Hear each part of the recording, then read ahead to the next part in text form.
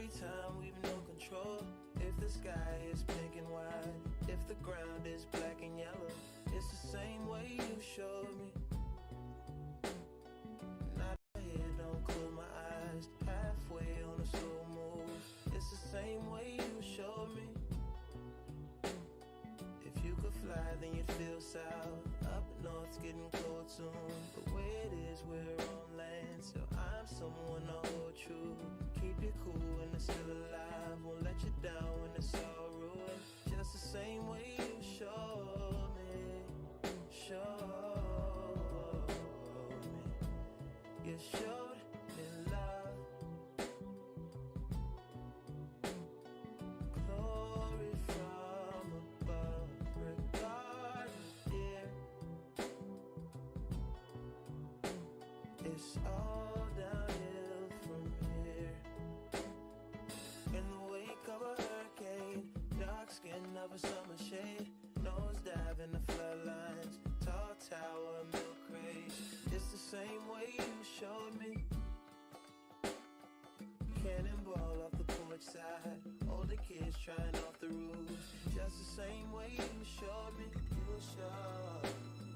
If you could die and come back to life, up for air from the swimming pool, you kneel down to the dry land, kiss the earth that birthed you, gave you tools just to stay alive and make it out when the sun is ruined. That's the same way you showed me. Showed. You showed me love. Glory from above. Regard, dear. It's all downhill from here.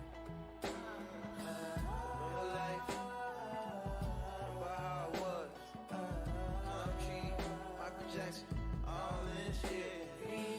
Say what up to Becky, the shoe. Say what up to Penny. Say what up to life and my talent. Running up my bikes, running up.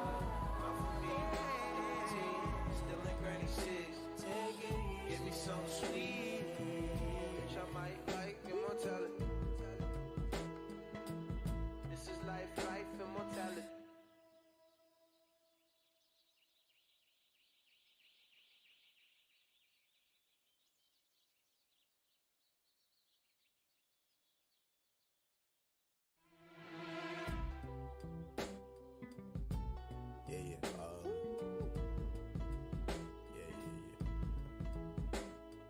That's the way every day goes. Every time we've no control. If the sky is pink and white, if the ground is black and yellow, it's the same way you showed me.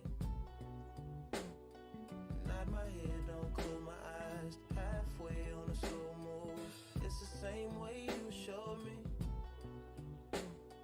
If you could fly, then you'd feel south. Up north's getting cold soon. The way it is, we're on land, so I'm someone to hold true.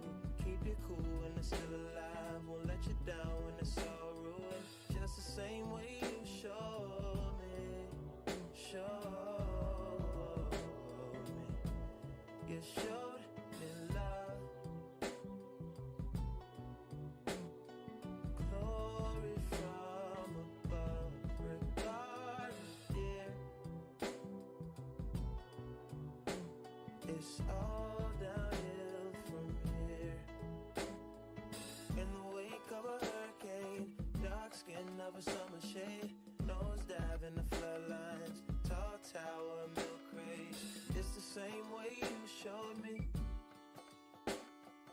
Cannonball off the porch side, older kids trying off the roof. Just the same way you showed me. You showed. If you could die and come back to life, up for air from the swimming pool, you kneel down to the dry land, kiss the earth that birthed you, gave you tools just to stay alive and make it out when the sun is ruined. That's the same way you showed me. Showed. You showed me love. Glory from above. Regard, dear.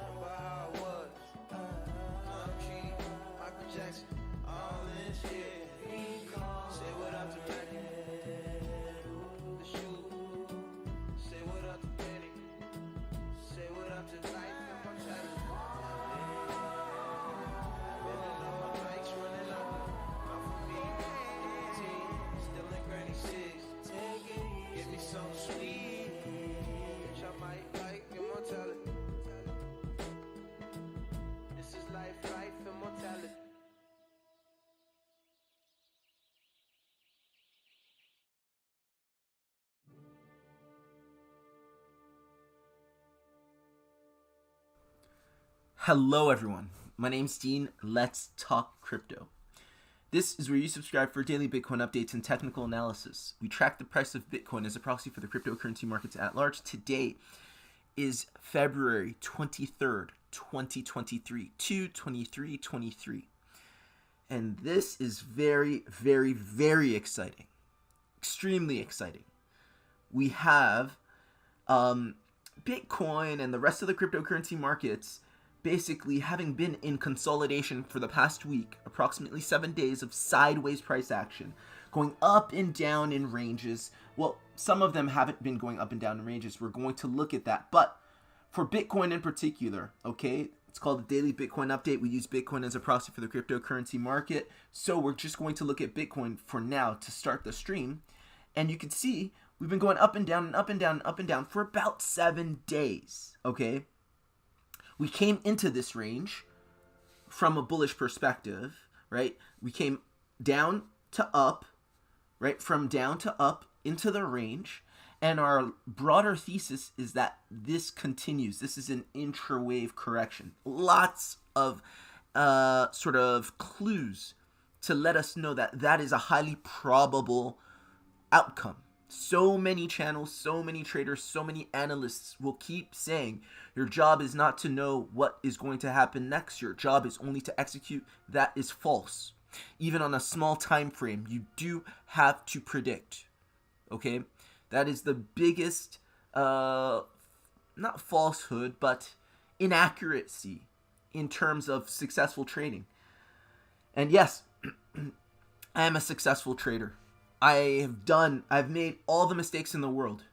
But at this point in my career, I'm doing really, really well trading these markets. And one of the big things, one of the most important things that have helped me is understanding what I'm looking at, zooming out for a second and knowing beforehand, before we went 7 days, I didn't know that this was going to take 7 days. But what I did know was that this was an up and down situation.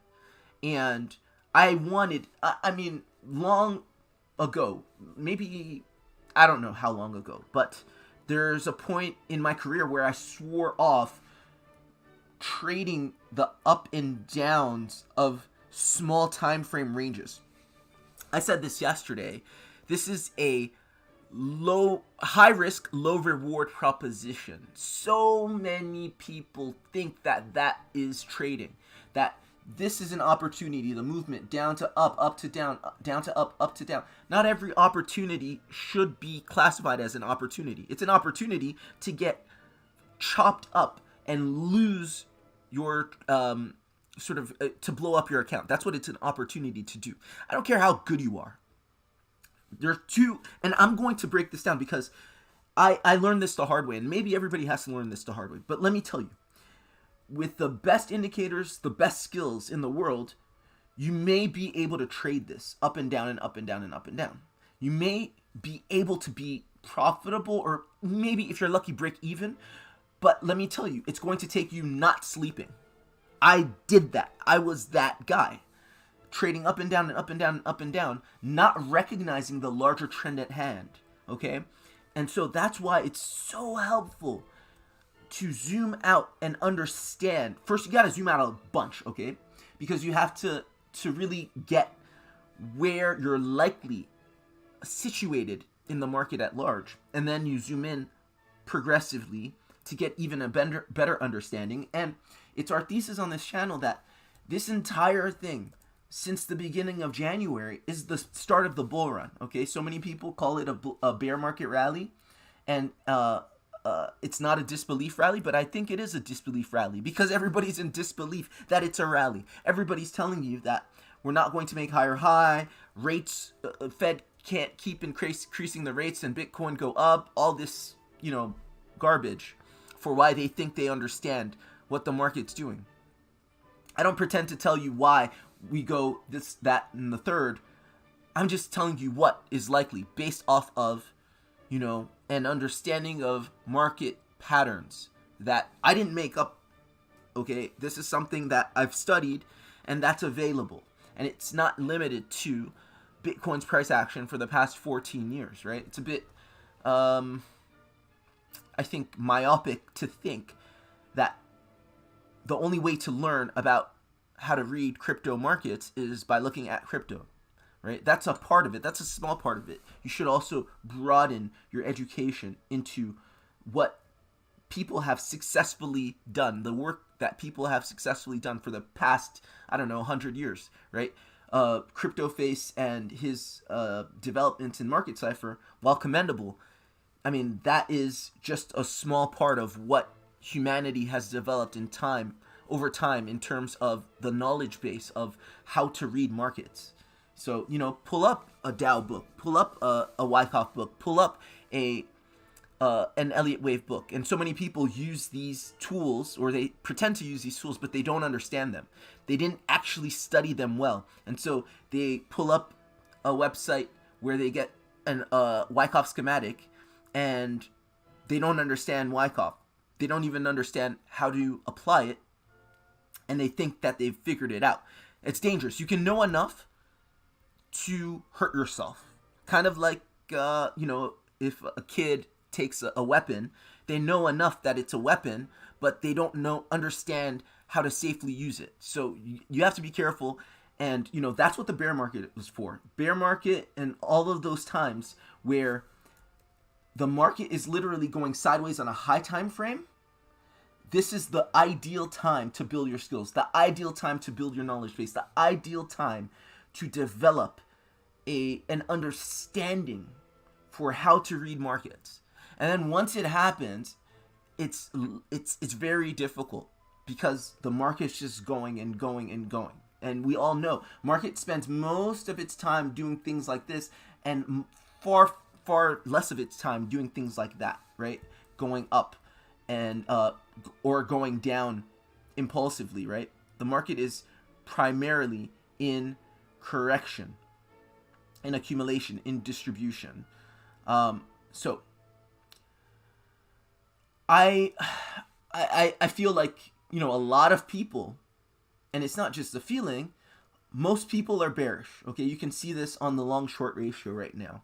And that's really good if you're bullish, because what do we know about how the market moves? Typically speaking, the market moves when there's liquidity to be had. What does that mean? That means if a lot of people are going against the trend and their stops or liquidation points are right above a certain point, the market's going to target that. So for the past 24 hours, the market has been overall bearish. Okay, people have been bearish on Bitcoin, as you can see here, right? If you don't know what I'm looking at the CoinGlass long-short ratio. It's essentially taken out of 11 different exchanges, the long-short ratio of all of those exchanges. The red is what percentage of traders are short. Green, what percentage of traders are long, i.e., what percentage of traders think the market is going to go up from here, okay? So in the past 24 hours, the majority of people are short. In the past 12 hours, even more are short. The past 4 hours, even more are short. And the past hour, yet even more are short on the market. And if you look at the price action, if you're careful, right, if you can read markets, and when I say read markets, it's not limited to a time frame. You can go on the minute time frame and start reading patterns, because the patterns that we discuss on this channel and the patterns that Ralph Nelson Elliott discusses in his Elliott Wave theory, the patterns that Dow and Wyckoff point to, they're fractal.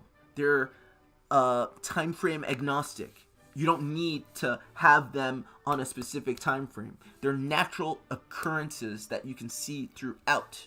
Okay? Any openly traded asset traded on an open market, you should be able to see these patterns. So when we're looking at this 7-day accumulation, okay, or reaccumulation, whatever you want to call it, a consolidation, we counted it using Elliott Wave theory as a 333 complex correction, right? It's a flat correction, complex, W, X, Y, X, Z, okay? Now, what of all of this, okay? And this is where we make our hay on this channel. I've been talking about this for quite some time. It's called a consolidation reversal. Ralph Nelson Elliott himself called it A-B basing, right? Wyckoff called it Wyckoff accumulation. It's basically how price goes, even on a small time frame, from being impulsively down to impulsively up. You have to do something to reaccumulate buy orders before you move. You can never just get out of an impulsively down, even on a small time frame, right? This is a small time frame impulsive down move. You can never just go like this to actually put in a strong move up. Now, you'll say, but Dean, what do you think about this and this? This just went like this and then up again. Well, this didn't have legs. And somewhere here on a smaller time frame, I guarantee you, you also see a Wyckoff accumulation. You also see some AB basing. You just can't see it on this time frame. It just looks like a wick. But every time frame, it's time frame agnostic. Yes, I've tried it. I've tried to go on the minute chart. I can go on the minute chart and get good data with a premium trading view account. I have studied all of this. I have applied it. And I've posed these questions, right? I didn't just take it for face value. When I studied, I was extremely skeptical because I'm not going to put my money, my hard-earned money, and make a plan of making money into something that doesn't work. Okay? I don't care what book it came out of. Anybody can publish anything. And I don't care how old it is. Tons of people have published kookamame, is that how you say that? Kookamame ideas in the past, right? That doesn't make it valuable or that doesn't make it correct. When I apply Elliott wave theory, when I refer to Elliott wave theory on this channel, it's because I've used it and it's worked for me and I've verified it, and according to my understanding of things, this is how things are, right? As far as I'm concerned, all of the charts, the hundreds of thousands of hours I've spent looking at charts, studying charts, and applying it in trading, this is how it works. So that is what's going on here. Like, it's not, oh my God, we're going to break down. No confusion here. Essentially, all this is a trend, a intra-wave correction, or a counter trend, if you will, an accumulation, consolidation, accumulation, whatever you want to call it, towards the bottom half of this channel in preparation for a move in continuation of the larger trend, okay? And so this is why we've been saying on this channel, it's likely that whatever happens here, however long it takes, right? I'm not exactly sure how long it takes. There's so many things you don't know, right? There are some things you do know with a high degree of probability, but I'm not going to say, oh, it's going to last 3 days or 4 days. Like, I have no means of knowing that, right? At least not to my understanding, my current understanding. And I don't care. It can take 7 days, it can take 6 days, it can take 8 days. Doesn't matter. As long as this correction is put in, when it's finished, it'll continue. I'm simply looking at support and resistance, just like I was talking about yesterday, right? If you look at this as simple support and resistance, right? That was resistance, resistance. Now it's flipped into support. That's great. That means this is bullish because we're consolidating on support. This whole correction, all 7 days, has found support on previous resistance. That's bullish. I see when I start counting waves, I count a 333 correction, and then I count the termination or the conclusion of that 333, and then I start counting AB bases. I'm bullish. Okay. Another thing. Why are you so bullish, Dean? How are you not confused? People say it's impossible to know. We just have to react. Okay, well, that's how you get chopped up. You get chopped up in 2 ways. One, not having conviction and thinking you have to trade these, as Crypto Kirby says it really well. He's hilarious, by the way. I don't think he's a particularly good analyst, but he's probably the most entertaining analyst out there. If you haven't listened to one of his shows, I recommend it. It is hilarious. Okay, Crypto Kirby says, I don't want a little soup in a sandwich. Like trading this is a little soup in a sandwich, okay? Down, up, down, up, down, up, down, up. To make it even worthwhile, you're going to have to take high leverage, right? And you're going to not have to sleep. High risk, low reward. I want the whole kibosh, as Crypto Kirby says. I want the whole kibosh. I want the full course meal, with everything. The fixins, I want everything. This is the trend, okay? If you want to eat like a king and trade intelligently, sleep well, not have to have the Bybit or the Femex, the Bybit sweats, or what do they call it? I think it's the Bybit sweats and the Femex shakes or something like that. Basically, you get so, I've been here, I've been there, I've done this, right? You get palpitations, you have alarms waking you up from slumber. That's no way to live. And you can't live well that way. Even if you study trading and successful traders, successful crypto traders that have employed a certain method and made a decent amount of money, their health has suffered. Okay, a lot of them, their health has suffered. Not everyone, but a lot of them. It's hard to keep up, okay? But you don't have to do that. That's the beauty of trading trends. First, in order to trade a trend, you have to identify it, okay? That's why this morning, without having seen anything developing on the charts, whether this went up and this came down, I could very confidently put out that thumbnail saying, what else? What did I say? Something about 7 days of consolidation. Now we have lots of volatility. The disbelief rally continues. That's it. Because you can zoom out and see. You can zoom out and see high probability patterns. That's the most powerful thing there is. Okay?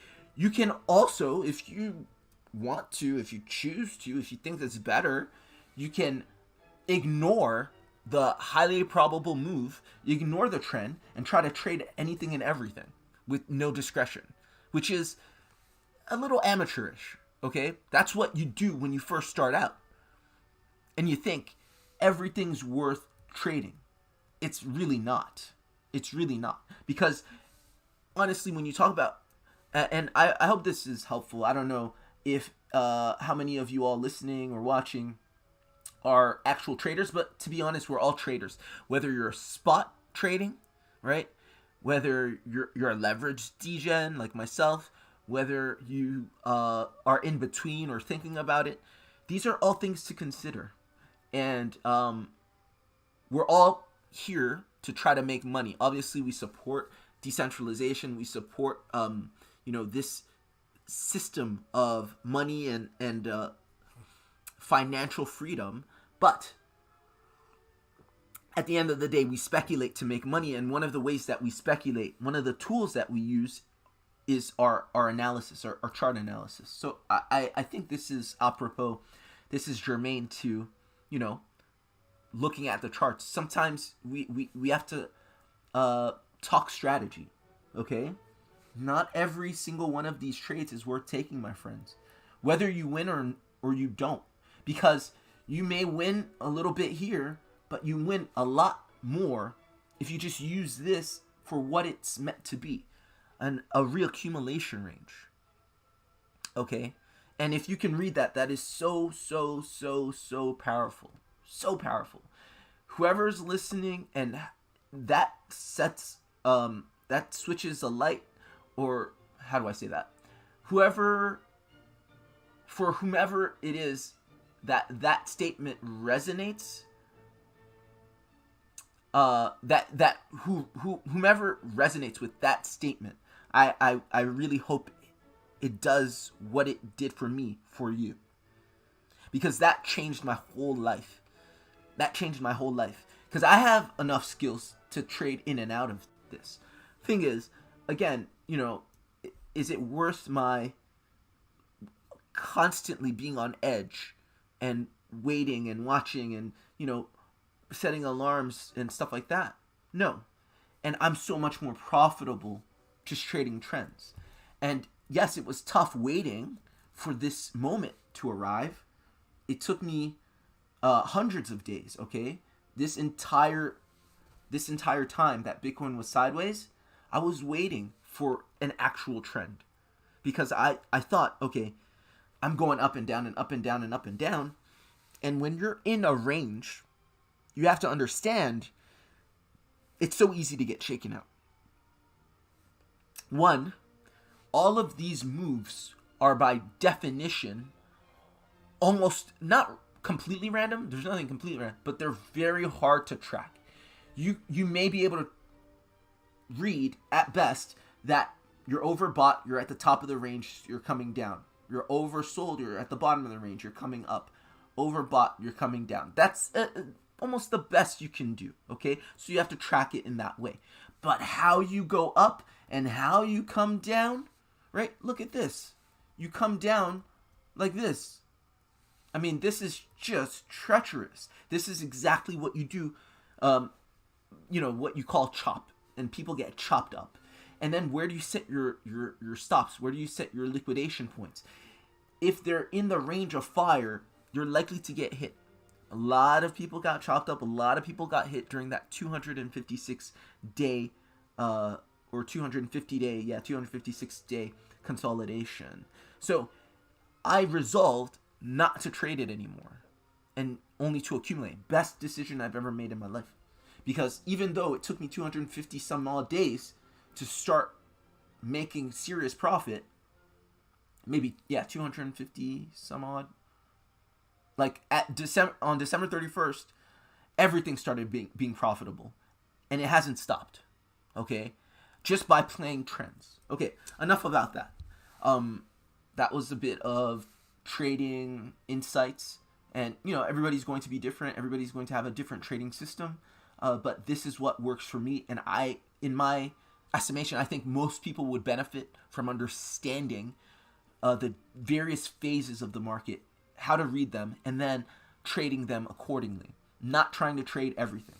It's not worth it.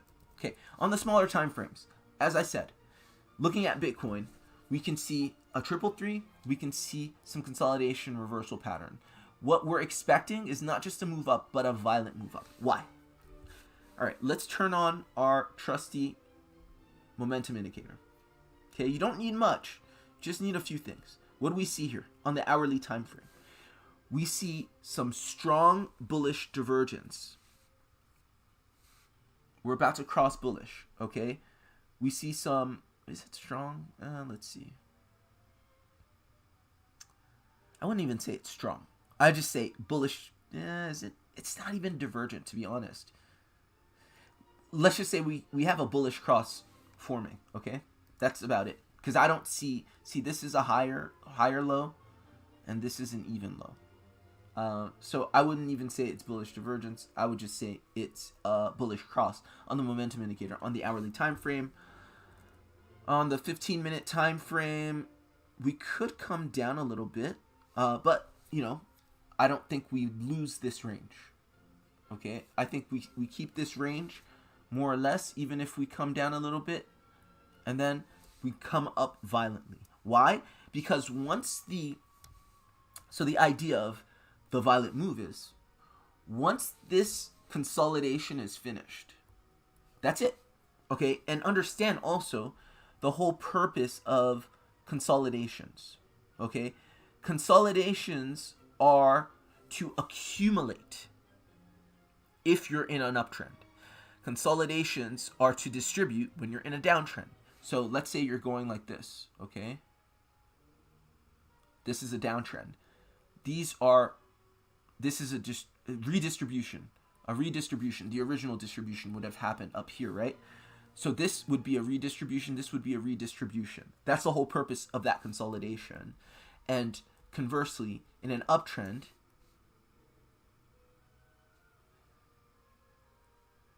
let's say this was your initial accumulation. This is reaccumulation. This is reaccumulation.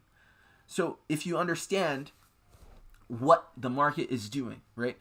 You're not waiting for, so many times you'll hear on certain analysts say that the market is going up because this happened. on the back of this announcement. No, this is what makes the markets move. This kind of accumulation of liquidity. That's why you do consolidations, right? And in consolidating, people, right, first, in terms of leverage, people thinking it's going down, so they've got their stops over here. Maybe they have their stops over here, right? So they're preparing. It's basically, there's liquidity here in short selling, right? And so if the market does move up, those flip to long, gathering liquidity, right? It's making people guess. Another way, people also have the opportunity in that 50% move from January 1st, 2023 to buy more. I actually bought more crypto during these past 7 days. I talked about that yesterday. I bought Super Rare and I bought Litentry. And actually, I bought a little more Bonk, I think. I don't know. I feel like sometimes I even forget because I've been buying so much for the past 300-400 days. In any case, if that read on the market is correct, then once it's finished, right, and everything's put into place, and the trend, this local downtrend has been processed, has been duly processed, there's no reason not to resume the impulse, not to resume the explosiveness of the move that we use to come into this range. Okay, so that's why whenever we do start moving, we'll start moving with some verve. Okay, the other reason we can be really, really bullish, and it's not that much of a crapshoot. It shouldn't be a crapshoot. I think that's really something I want to drive home. Don't believe people who are telling you that trading, you never know. You have no clue. If you have no clue, you shouldn't be trading. Just program a bot. If you're just going to be you can do it if you want, but I mean it's 2023. What's the point of trading in and out in a rules-based system where you have no clue of any context whatsoever? Then, just program a bot to do it, right? It's more efficient that way. But the human, at this point in time in 2023, maybe the bots will learn this later, but the human has a decent understanding, or should have a decent understanding, where they are in the market. If they're in a sideways market, a down, impulsive down market, impulsive up market, right? They should know. And based off of that, trade accordingly. And also the human can look at crucial, well, the machines can too, but they just would have to be programmed in that way. But the human has the luxury of looking at a crucial indicator that's been consistent without one fail for the past decade. Okay, why the past decade? Even though Bitcoin is 14 years old, been trading for like 11, 13, 12 years, it's because that's how far the data goes back. Correlation between Bitcoin and the DXY US dollar currency index. Okay, and what we're looking at here should make us really, really bullish. Okay, and I will go on the weekly time frame because we're going to zoom out. Okay, and what we're looking at, of course, is this trend line.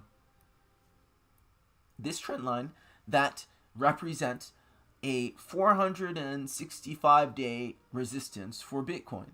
And it's not just a random line. As you can see, there are many data points. 1, 2, 3, 4, 5, 6, 7 weekly data points. Okay, that's huge. 465 days worth of a trend. Okay, and it's well respected by price. If you zoom in, what you see is we hit that resistance. It's resistance because we're below it. We hit that resistance a few days back. 5 days ago. And what happened? We rejected off of it. Okay? Now, it was a proper rejection. It was a 3-wave rejection. Question is, are we consolidating at resistance? Right? Because that is bullish when you consolidate at resistance. You look to break it, just like we did over here. And the answer to that would be no. what you're doing here, more likely than not, is you're putting in a rejection, retest, impulse. Okay? This is consolidating at resistance. This is what that looks like. Multiple hits, multiple retests of the line, just like what we did with $25,000 in Bitcoin. If you've been paying attention, we've been testing it over and over and over again. Even when we're rejected, we come back. We keep coming back. We keep coming back. We keep coming back. That's what happened over here with this resistance. That was like 80 some odd days, okay? But this 465-day resistance, not so, okay? And it's all in the context. Again, context is huge. Humans can read context. This is what makes,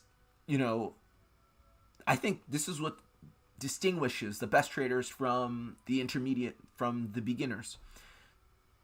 The context is such that you have a very large downtrend where the trend is very likely to continue, because we know anytime you change a trend, whether on a high time frame or a small time frame, you need to put in some sort of consolidation, right? Some sort of processing. That has not been done. Rather, what you see here is a 1, 2, 3 wave move up. And what do we know about 3 wave moves? They're corrective. So this is an intra-wave correction to this trend. So we know this is likely to end sooner than later, okay? And the overall downtrend that the DXY, the US dollar, has been in since September of last year, 2022, will continue, okay? And it's likely to continue once we get proper rejection of the this 465-day resistance, okay? That's the thesis. That's why we're so bullish. And we actually, on this channel, said we're coming to this level while we were here. Why? Because you broke that 465-day resistance, at the time 450-day resistance. And what do we know about breaking high time frame resistances or breaking high time frame supports?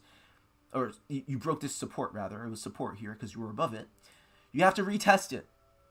That's exactly why we went up all the way here. Okay? So again, people who tell you you can't know, they don't know. Don't let them limit you. It doesn't mean you won't make mistakes along the way. It doesn't mean even knowing certain things, you won't make mistakes and you're not going to struggle. It's not going to be challenging. But don't believe it. I mean, you can do it if you want. But people who limit themselves by saying you can't know what the price is going to do. Yes, you can. With a high degree of probability, you can. The data is there. You just have to know how to read it. Okay? And that's what I like to focus on this channel. That is really what I've found most useful in my trading career, and I've gotten the most out of, right? And so that's why I'm sharing this. There's a lot of reasons for my being on YouTube and sharing all of this information. I'm not selling anything. I don't have anything to sell, no course, no nothing. My YouTube's not even monetized, but I find joy in doing this for some reason. It's fun, and that's why I do it. I'm not doing it for any other reason. Also, in doing so, for some reason, it helps me get sharper.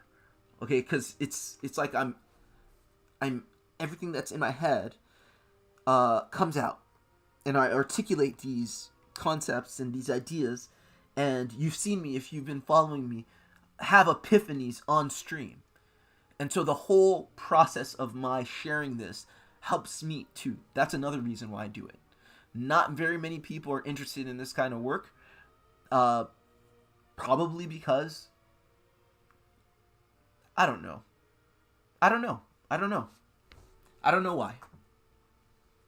why. Obviously it's not the most entertaining thing if you're not really into trading and understanding charts and chart literacy and stuff like that. So maybe that's why.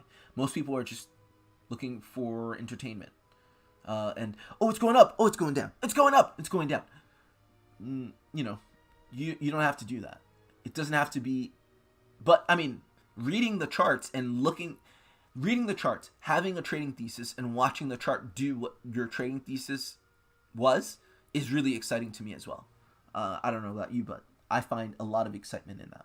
So, okay. So that's another reason why, like I said, with a high degree of probability, we know exactly what's going to happen. What's going to happen is that you're going to get a massive pump, not just in Bitcoin, but all risk-on assets. Because, look, and also, we always preach price action first, indicator second. Now let's throw on our indicators, okay? What do you see? Your momentum indicator, say your stochastic RSI momentum indicator, say about this price action on the daily time frame. It's saying exactly what we posited. You're overbought and you're maxed out here. And you've been maxed out for quite some time. You see some strong bearish divergence actually, right? You're going up and you're kind of, there's divergence there. You're going up here and you're sideways here. So bearish divergence, you're likely to come back down. This is likely to go down, okay? So that's bearish divergence on the weekly. On the daily. On the weekly, you're overbought. You're in overbought territory. On the 4-hourly time frame, you're in overbought territory, printing bearish divergence. On the hourly time frame, you're in overbought territory, printing bearish divergence with a lower high on the momentum indicator and a higher high on the price action. 15-minute time frame, you're cross bearish. You're going down. This is how we know with a high degree of probability exactly what's going to happen.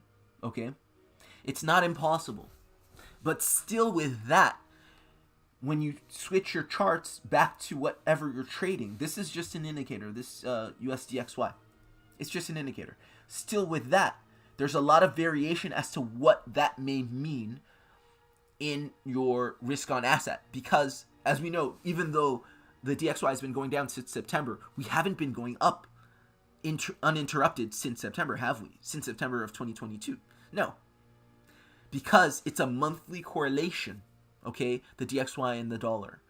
So even though okay, the DXY is going down, the DXY is going down, Bitcoin should go up, the SPY should go up, it still doesn't tell you, details. When will it go up? How much will it go up? How will it consolidate? What's the ranges of the consolidation? All that stuff. It doesn't tell you. So it's, even though with a high degree of probability what's going to happen, it's still not immediately monetizable. You still need more skills. You still need more insights to make it monetizable. So I hope that makes sense. All right. So yeah, we may be getting our bounce here. What we're going to do, as always, is having looked at Bitcoin, analyzed Bitcoin on the smaller time frames, higher time frames, right? Formulated a thesis, right? Our thesis is we're coming back up to the top of this range and eventually going to break it. And then not 30,000, but 30,000 is just one of the minor pit stops, if you will. It's a level of some resistance, but everybody's saying it's a target. It's not a target, right? It's an amateur target.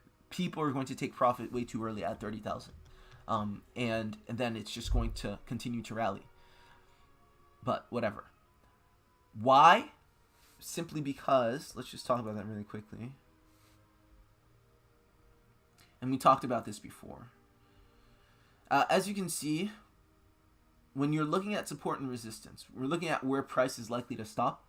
The easiest way to do it, and the most accurate way to do it, is by looking at the actual price action, not necessarily turning on an indicator, because the indicator doesn't tell you it doesn't give you the depth and the richness of information that you can have by looking at the chart itself.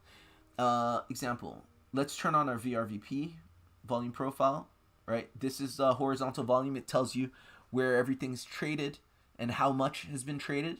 You'll see here, turning on my VPVR, I don't get much of, I guess, I have a slight bump here, but I also have a slight bump here. I have a slight bump here. I have a slight bump here. But please understand that this was a significant level. This was staunch support. Okay? This produced 200 and 50 some odd days of a sideways range. But up here, what do you have? So when people say 30,000 is the target, not even this VRVP, visible range volume profile, is telling you that. This indicator is not even telling you that. And this actually corroborates our price action analysis, which would see all of these, you see this, these ranges of price action, they're kind of all over the place. A little bit of here, a little bit there, a little bit. There is no strong level. Certainly not at 30,000. At 30,000, what you can see is some wicking right here, some wicking right there, and then a little intra-wave consolidation there. But that's by no means a staunch level. Maybe some resistance, but by no means a staunch level. You see what I mean? But, you know, one person says it and then everybody says it. That's how these things go. 30,000. Also, it's a nice round number psychologically. People hold on to it. If you really want to identify the next clean level of resistance, it's this dotted line that we have put in here, or this dashed line. You can see it connects all of the support here, okay? And that's around 46K. So if anything, I would say the next quote-unquote target is 46K. But again, even that is not necessarily something you want to plan to take profit at.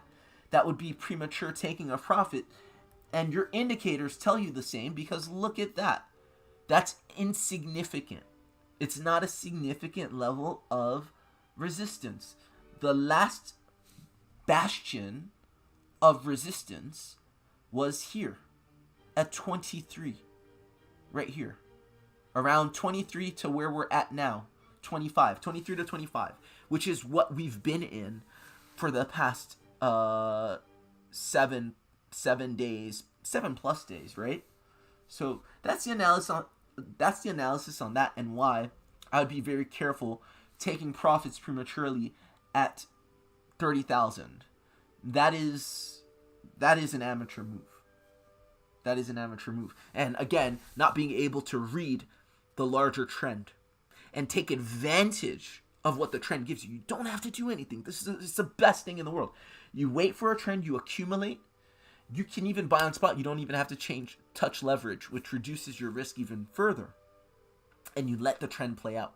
This is why people trade trends and look for trends and hunt trends. And entire systems are based or formulated around how to take advantage of trending markets.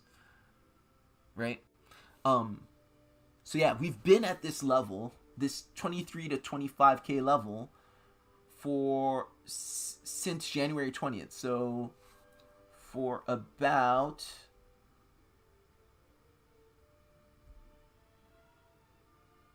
33 days. So a month we've been in this level. This is the last level of bearish resistance, strong bearish resistance. And like I said was it yesterday or 2 days ago? Once we break this, and it's not actually 25 even, as you can see here, if you take a channel of this price action right here,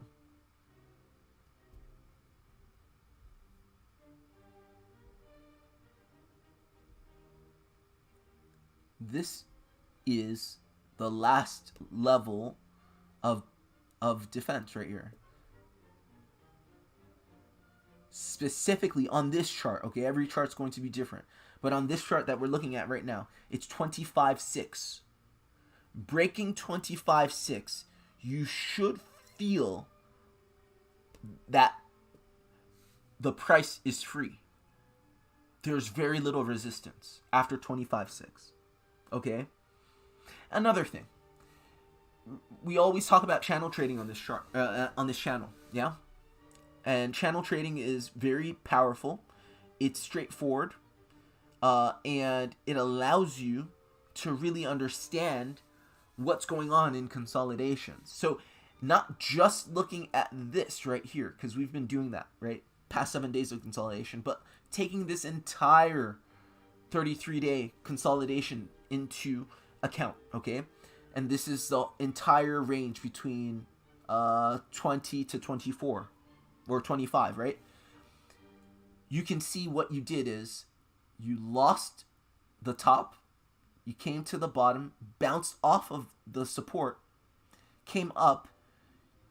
Now you're at the top of the channel and you retested the broken resistance as support. Okay, that's all you did. So actually, if you had channeled this price action, you would have known that this is very strong support because it's the midline of the channel, and we all know channels trade quite simply. They have a support, they have a resistance, and the midline is support when you're above it and resistance when you're below it. And having broken that resistance, we retested it as support, and we should now be able to break the channel.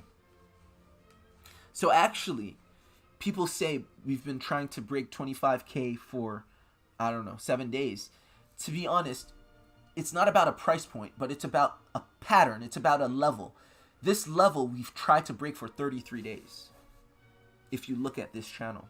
Okay, and that's actually something I've just seen now on stream. Again, this is why I do this, because I typically have insights that I didn't have when I'm just by myself thinking about this, looking at charts. I don't know. It just kind of pulls it out of me. So yeah, that's pretty much it. This is why we're bullish. And here we go. Look at this. Look at this. The hourly time frame, what are you getting?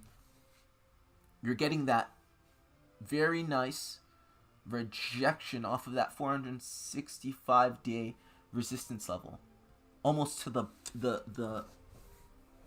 right on the line. Okay, you can know what's happening. Okay, but you don't have to look at a million different charts. But you have to be clear. You have to ask questions. You have to be skeptical. When people tell you, for instance, that we're going to look at the stock markets because they lead Bitcoin, have you ever wondered if that's true or not? If you just assume that that's true without testing it yourself and charting it and trying to see, if that is actually a true statement, then you didn't do your own research. If I tell you that DXY is inversely correlated to Bitcoin, and it has been for the past decade, you just take my word for it, you didn't do your own research. I think that's really the key.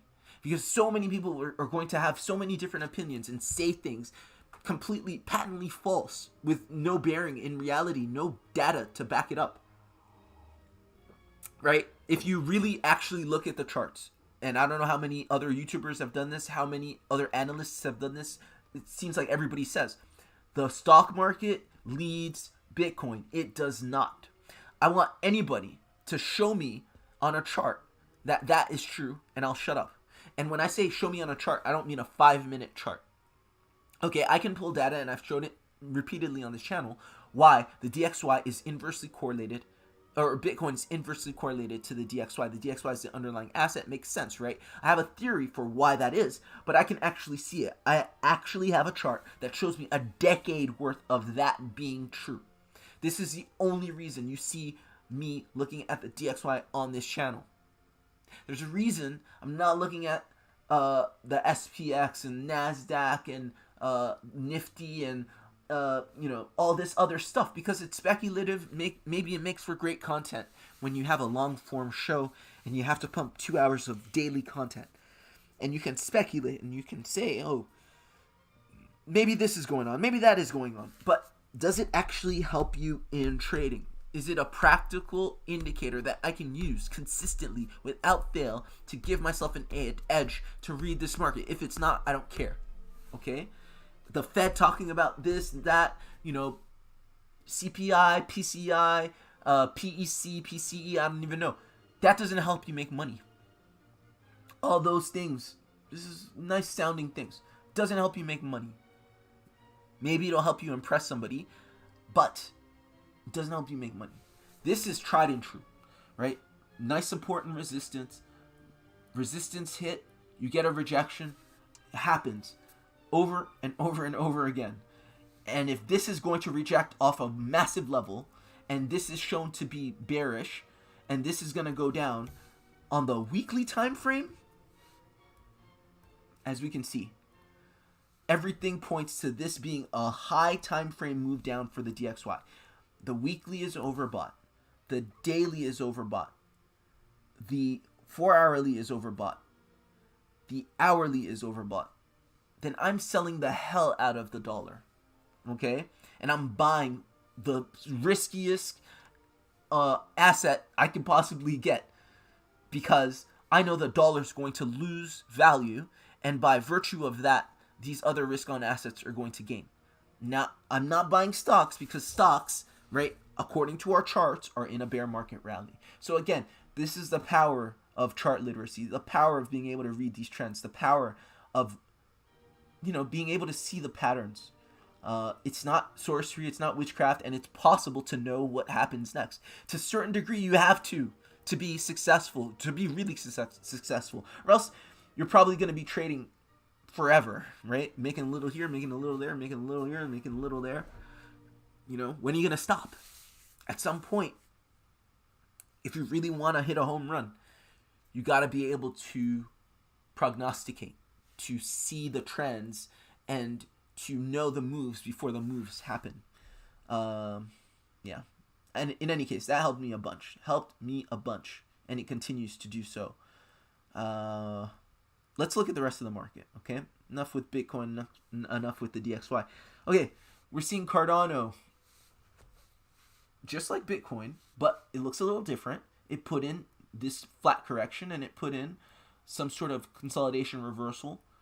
It looks like it's going to go from there, okay? That's what it looks like. Nothing different. Turn on our momentum indicator. It doesn't tell us much. Let's see. On the hourly time frame, do I like that better? No, let's stay on the 4-hourly. Stay on the 4-hourly. Okay. Bonk. Oh, man. Oh, man. Oh, man. Oh, man. Oh, man. Okay, throughout all of that, everything this has done is basically consolidate more at the bottom of this channel. Put in even...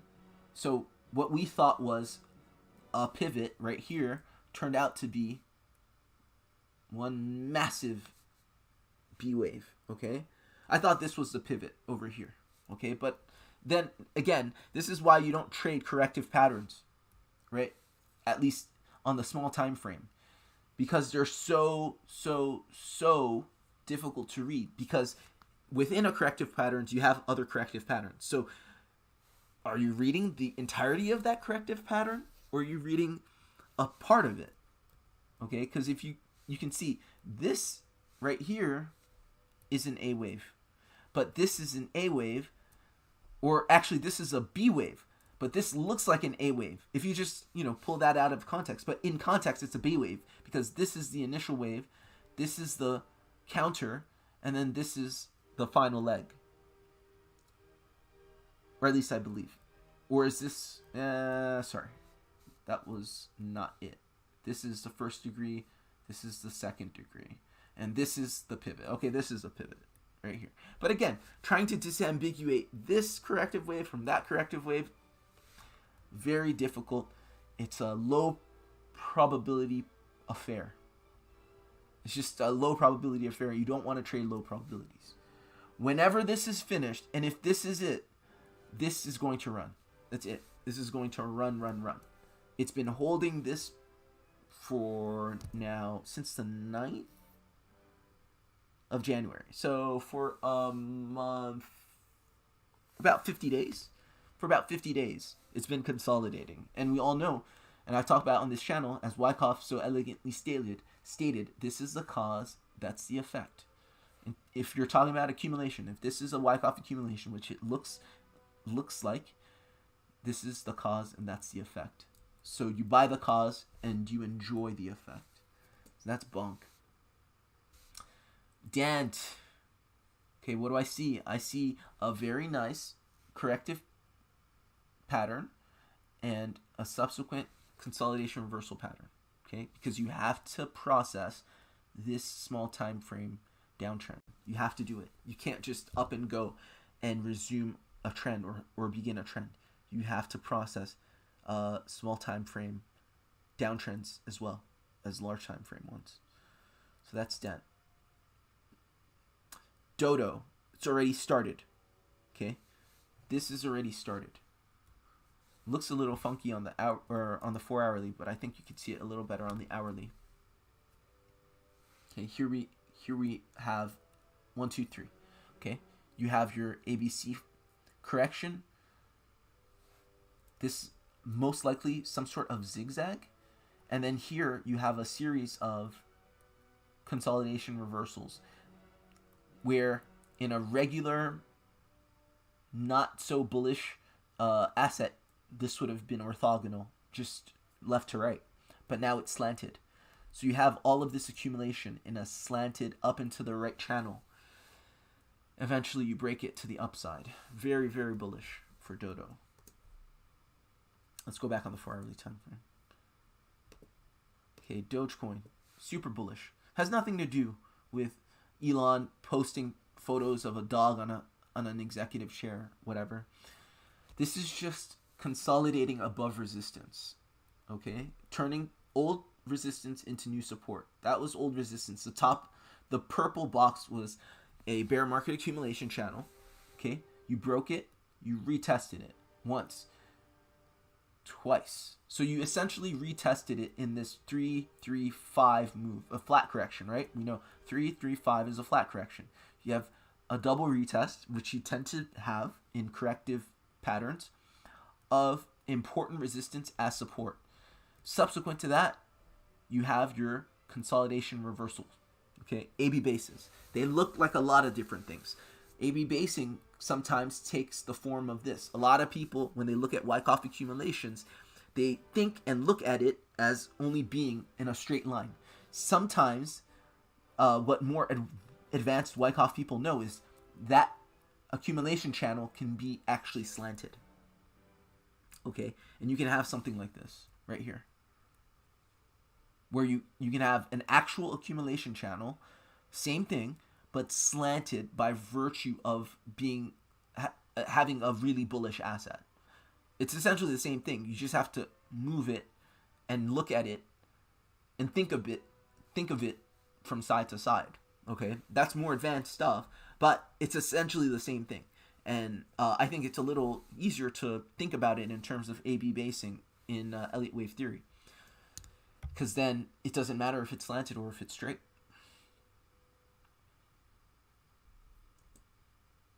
Okay, Ethereum, same thing. Same thing as Dogecoin. Nothing bearish about this. You broke resistance, you're retesting it in this complex flat correction as support. You did this, right? In 1, 2, you could say 3 touches, essentially. 3 major touches. Okay, or you can even say that this was it. 1, 2, 3, like this. And what you've gotten actually from here is, if it's not an AB base, I don't think this is an AB base, because this doesn't come down to 0.5 Fibonacci retracement levels of the it doesn't. Let's just measure if it does or doesn't before asserting that it doesn't. Let me check. Oh, it does. Okay, so this can be an AB base. Again, you can have really bullish AB basing that absolutely looks impulsive, but it's not impulsive. I would say it starts here. Here. So I would draw it like this. Actually, let's just see if we can't. I would say this.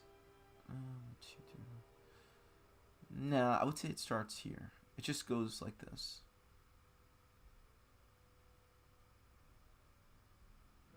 But again, I do think that the just looking at it in terms of 2 degrees of AB basing and pivot is a lot easier, because this is messy as hell to try and wrap your mind around. It's just such a skewed channel. It's just it's tough. But if you look at it in terms of this being an initial break of structure, this being your initial A wave, initial B wave, right? Initial break of structure, and then a counter right here. and then this being your second degree, this being your second degree B wave, and then this being your pivot, then it makes sense. You just have 2 degrees of AB basing and a pivot. This is the first degree, this is the second degree, and this is the pivot. So it's a lot easier for me to think in terms of 2 degrees of AB basing and a pivot. Sometimes it looks, like this, something like this, right? 2 degrees of AB basing and a pivot. But sometimes it can look like this in a really bullish asset. Ethereum is really bullish right now because it's printing nothing but zigzags. The first degree is a zigzag, it's small. The second degree is a zigzag, it's bigger. And the pivot's a zigzag. Nothing but zigzags.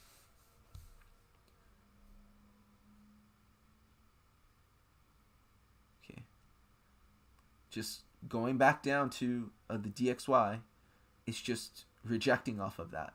And what you're going to see is, at some point, it's just going to fly down. Okay? It's basically been rejected. And now it's just hanging on for dear life. You can see the strong bearish divergence here. It's just going to dump. It's going to dump. Because it's been hovering and hovering and hovering and hovering in what you can call a rising wedge. Okay? And so the immediate target for this is the base of the wedge right there. Okay, that's where the wedge started. You come down to the base. We also know that we have good support here as designated by this dashed line. So let's go back to our altcoins. And also, if you have any altcoins you want me to look at, just put them into the chat. If not, I'm just going to go through our usual watch lists. And everything you see in the watch list is something that I'm actively trading, either on spot or leverage. Most of them on leverage. So I'm looking at these not just for my health, but because I'm managing positions. And thankfully, not to brag, but we're up a lot. I hope you're up a lot because, we've been talking about this trend for ages, right? Since January 1st. We've been talking about it way before January 1st, right? We were talking about it during the accumulation, but when the trend started on January 1st, our positions just started becoming really green. And we haven't even really started the trend, the volatile, what would you call it? The volatile stage of the trend movement, right? The volatile stage is when you break through the massive levels of resistance. For instance, if you look at Bitcoin, that's the 25K level, and that's breaking 256 days of resistance. But Ethereum is the same way.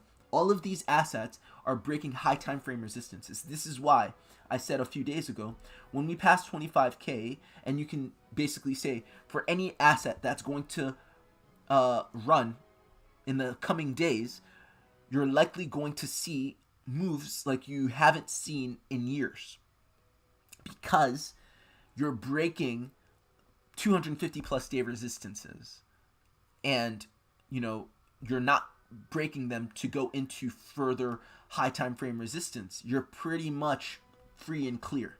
Okay, so Ethereum, as you can see on a higher time frame, is breaking this 256 or whatever I just said day resistance. Essentially looks like a double bottom, Adam and Eve. So many analysts are just people understand this. If you're a consumer we're all consumers of data, myself included. You're on social media. I love it. The fact that anybody can start and call themselves a master trader. Anybody can call themselves a professional trader. Maybe if that's maybe if they're making most of their money from trading or not trading, just YouTube and endorsements and referrals, they can still call themselves whatever they want. But it's up to you to know what is what. You have to use your powers of discernment. If somebody's telling you that we haven't seen a double bottom in the market, and you look, even a little bit about charting, you know how to look at a chart. You're not blind. You can go on the daily time frame and you see nothing but Adam and Eve double bottoms, or whatever you want to call it. You want to call it a cup and handle? Call it a cup and handle. And you see that, then you understand people just say stuff. They just parrot things because they heard it someone else say it, then they say the same thing. Right? Do your own research. Yes, a double bottom is typically found at a market bottom, right? We typically see double bottoms. And the reason we see double bottoms is because you have that accumulation range, right? Accumulating spent supply, right? Supply dumped on the market at a lower level in a bearish to bullish reversal. So you typically see these kind of rounded bottoms look like a double bottom, an Adam and Eve bottom. You typically see this. So people are looking for it, yet they still can't see it, right? Go figure. Go figure. Do your own research, right? Just because they have big followings doesn't necessarily mean they know what they're talking about. But I think there's value in looking at everybody and watching everybody, because in the beginning, you don't know what you don't know. So you might have to look at somebody who has no idea what they're talking about. Or maybe they have a little bit of idea what they're talking about. Maybe a lot of what they say is inaccurate and, neither here nor there, but there's something that you're going to take away from. That's a process. I think in my trading career, I've learned from pretty much everybody I've ever watched, because everybody has something to teach you. Something. Very few people have nothing to teach you. So it's with that I approached just consuming information, and eventually I took what I wanted, what I thought, okay, that is accurate, that I've confirmed in my own research, this I've seen in my own experience, and I've grown considerably from that. Don't cursorily dismiss anybody and everybody and say, oh, this guy knows exactly what they're talking about. Everybody else is shit. Everybody has something to teach you, and everybody's going to be different. My trading style and the way I look at markets and all that stuff, I got X from this person, Y from that person, Z from that person, right? That could be different for you, though. And actually, if you name an influencer, name a big account, I could tell you what I got from them. Yeah? I could tell you something I got from them. Doesn't necessarily mean I think they're good analysts or good traders. I don't know if they're good traders, to be honest. These days, you don't know. They may be losing, and only posting, their wins, right? All right. Litecoin doing the same thing, right? You're seeing consistency. Again, you will see consistently similar things, but expressed a bit differently, right? You see a 1, 2, 3, 1, 2, 3, 1, 2, 3, 4, 5. That's just a flat correction. That's simple. You see a flat correction, so that's an ABC flat correction followed by consolidation reversal. You're always going to get a small consolidation reversal. Let me not say small. Sometimes the consolidation is bigger than you think it should be, but you're always going to get some sort of consolidation reversal that, let me say, typically looks small in time compared to the actual correction for the change in trend. Okay, and why do you need this? Again, it's to change this small time frame impulse to process it and then get price to readopt that impulse that it came into the correction with, right? And that's the correction. Boom, boom. So that's Litecoin. Reserve rights. What do you see here? So you see it put in its correction. You can see the correction put in right here. And what you can see is that it's actually put in its consolidation reversal down here, and it's already started. Okay, that's alt season. That's front running. This reserve rights has already started its impulse. It's resumed its impulsive trend. It did that 7 days ago. Or 10 days ago. And now you're back into this flat correction right here. And again, on the bottom here, there had to be, and you can look on the really small time frames, you'll see a small consolidation reversal pattern and a resumption of the trend right here. This is what that is. Okay? It's going to look a little different everywhere. Shiba Inu. This was a correction right here. Okay, 1, 2, 3, 1, 2, 3, 1, 2, 3. This was an expanded flat correction. An expanded flat correction is when the B wave or the X wave breaks the plane of the A wave. So the A wave started here, or W wave, whatever you want to call it, your initial break of structure, and you can see this is the expansion. This is particularly bullish, and this is a running flat correction, right? Because this is the final wave, right? This impulsive wave, you can see it came shy of the level that the A wave hit, or the W wave, whatever you want to call it. I would call this a WXY, by the way. That's why I keep saying W or A. But this looks like an impulsive, or sorry, this looks like a complex correction. And I say complex just because it looks funky. I call, run-of-the-mill ABC flat corrections when they're really clear 3-3-5s. This is a 3-3-5, but it just looks funky. 1, 2, 3, 1, 2, 3, 1, 2, 3, 4, 5. But because it looks funky, I would call this a complex correction, a WXY. In any case, it's a running flat. That's very bullish. And what you see here is confusing, but not really. This is our consolidation reversal. That's it.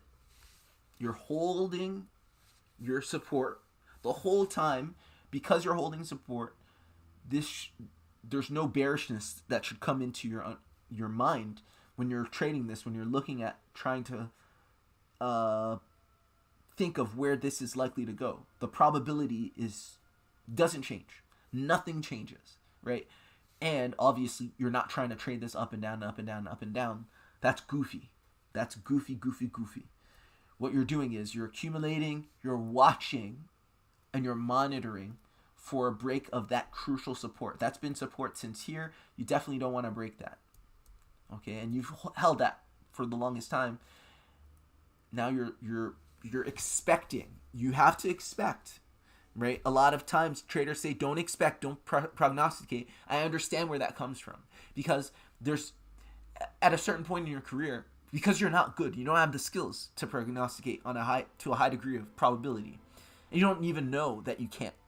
But you try to, right? You try to guess up or down, and you guess wrong. You get burned, and you get burnt again, and you tell yourself, I'm never going to guess the market. I'm just going to always hedge and prepare for both ways, equilaterally, and that'll protect me against the pain of being wrong. Yes and no. It'll stymie your development as both a trader and a chartist. Because if you always look at the charts in a Manichaean kind of 50-50 proposition, you can't really read. You won't know what's coming, right? You're a slave to market moves. You have to wait for the market to show you exactly what it's doing, and the market is there's so much unpredictability as to how the market moves. You'll never rest. You're always going to be glued to the charts, and you're always going to be waiting for something to happen, and you're never going to feel like you know. Because there is no such thing as confirmation. Because even if what you think should have happened for something to happen happens, and then something else happens, it changes your thesis. You have to somewhere have an anchor. So this is why, what I'm saying is, it's not easy. I'm not saying this is easy. But I'm saying this is where you want to go, in my opinion. Because I've been the hedger. I've been the could go up, could go down guy.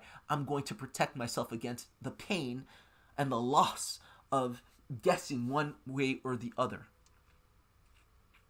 And I'd say if you're unlucky, it's worked for you. I'll say unlucky because you may have won the day, but you won't win the war. That's winning the battle, but but you won't win the war doing that. You're always going to be tied to your charts. You're not going to make enough. You're not going to make enough. You're going to have to trade for the rest of your life before you actually make a substantial gain. Because you can never take advantage. And if you do happen to fall into a profitable trade, it's going to probably be because you held spot and did exactly what I'm saying. You held spot with conviction. You didn't sell your spot at random spots. You held spot positions with conviction because you have conviction in the space and the asset class. So you just held it hands off. And then the market does what it does. It goes into impulse. It goes into a run up, and then maybe you take profit. That's how you make change. But it's not going to be by trading, by hedging. Hedging is not going to get you anywhere. You're playing not to lose, you're not playing to win. You're playing not to lose.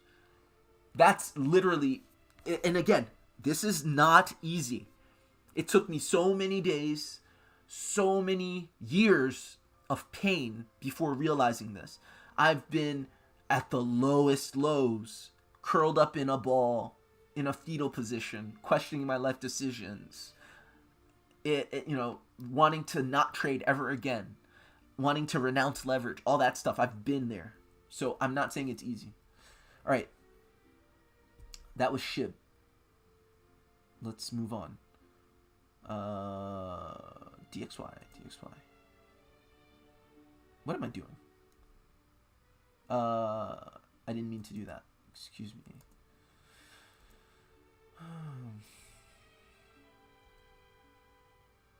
Okay. Wrong chart. And this is the chart I want. And next, we have synthetics. Okay, yeah, this is another similar example. It goes like this. 3, 3, 5. Okay, that's a flat correction. This is a complex flat correction.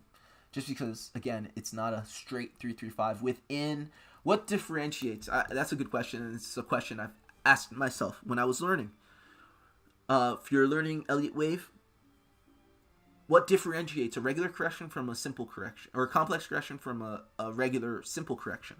Okay, in my understanding, according to my experience, a complex correction is like this, where even though you count 3 waves, and 5 waves here, you can also, within each aspect, count different, how do I say this?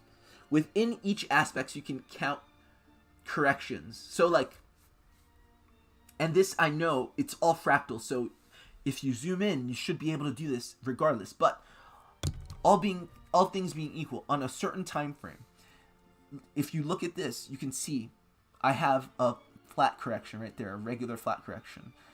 Here, you can see that I have a zigzag. It's basically a 3, 3, 5, but this is a flat correction here. This is a zigzag, right? So basically, you have nested corrective patterns within nested corrective patterns. You have that anyway, but it's really obvious in what we call a complex correction. That's the best explanation, the simplest explanation I can give.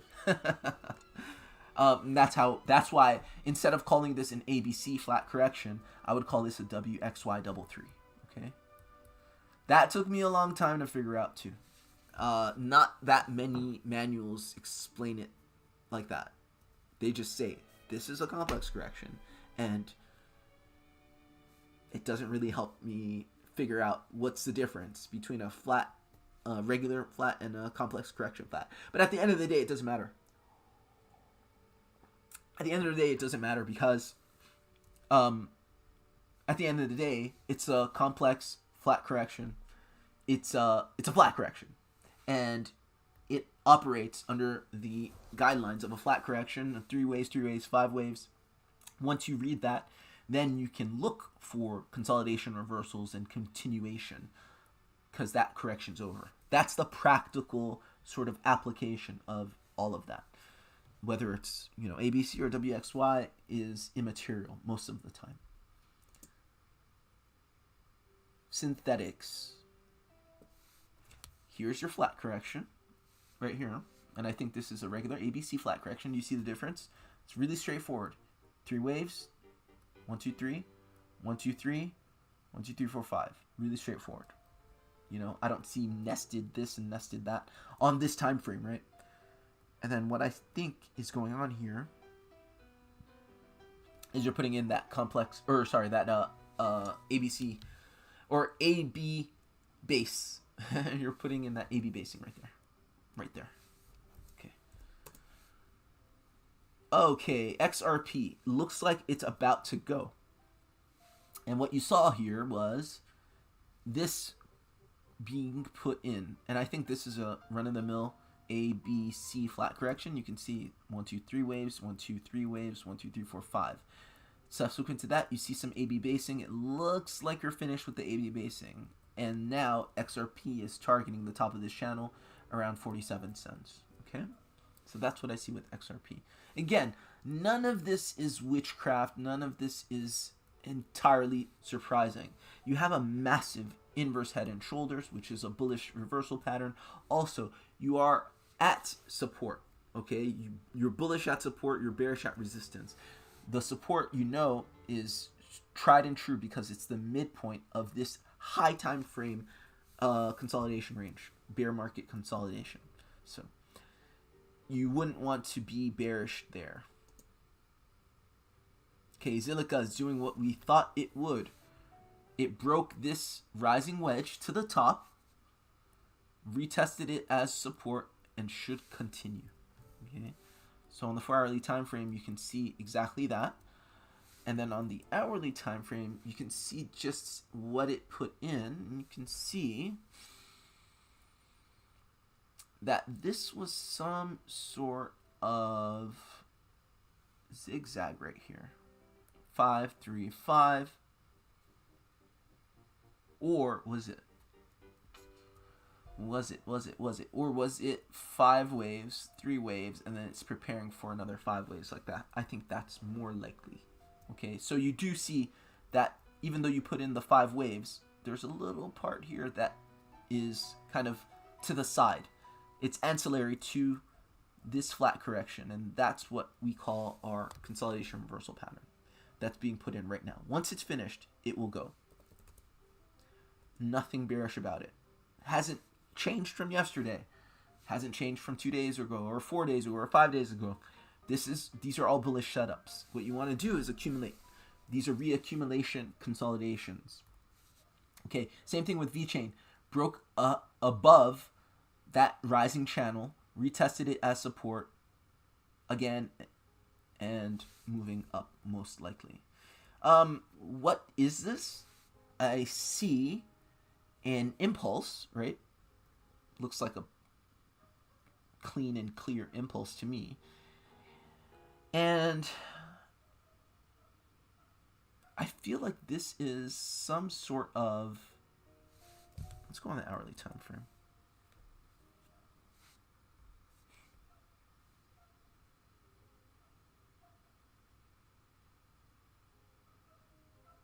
Looks like a 333 to me.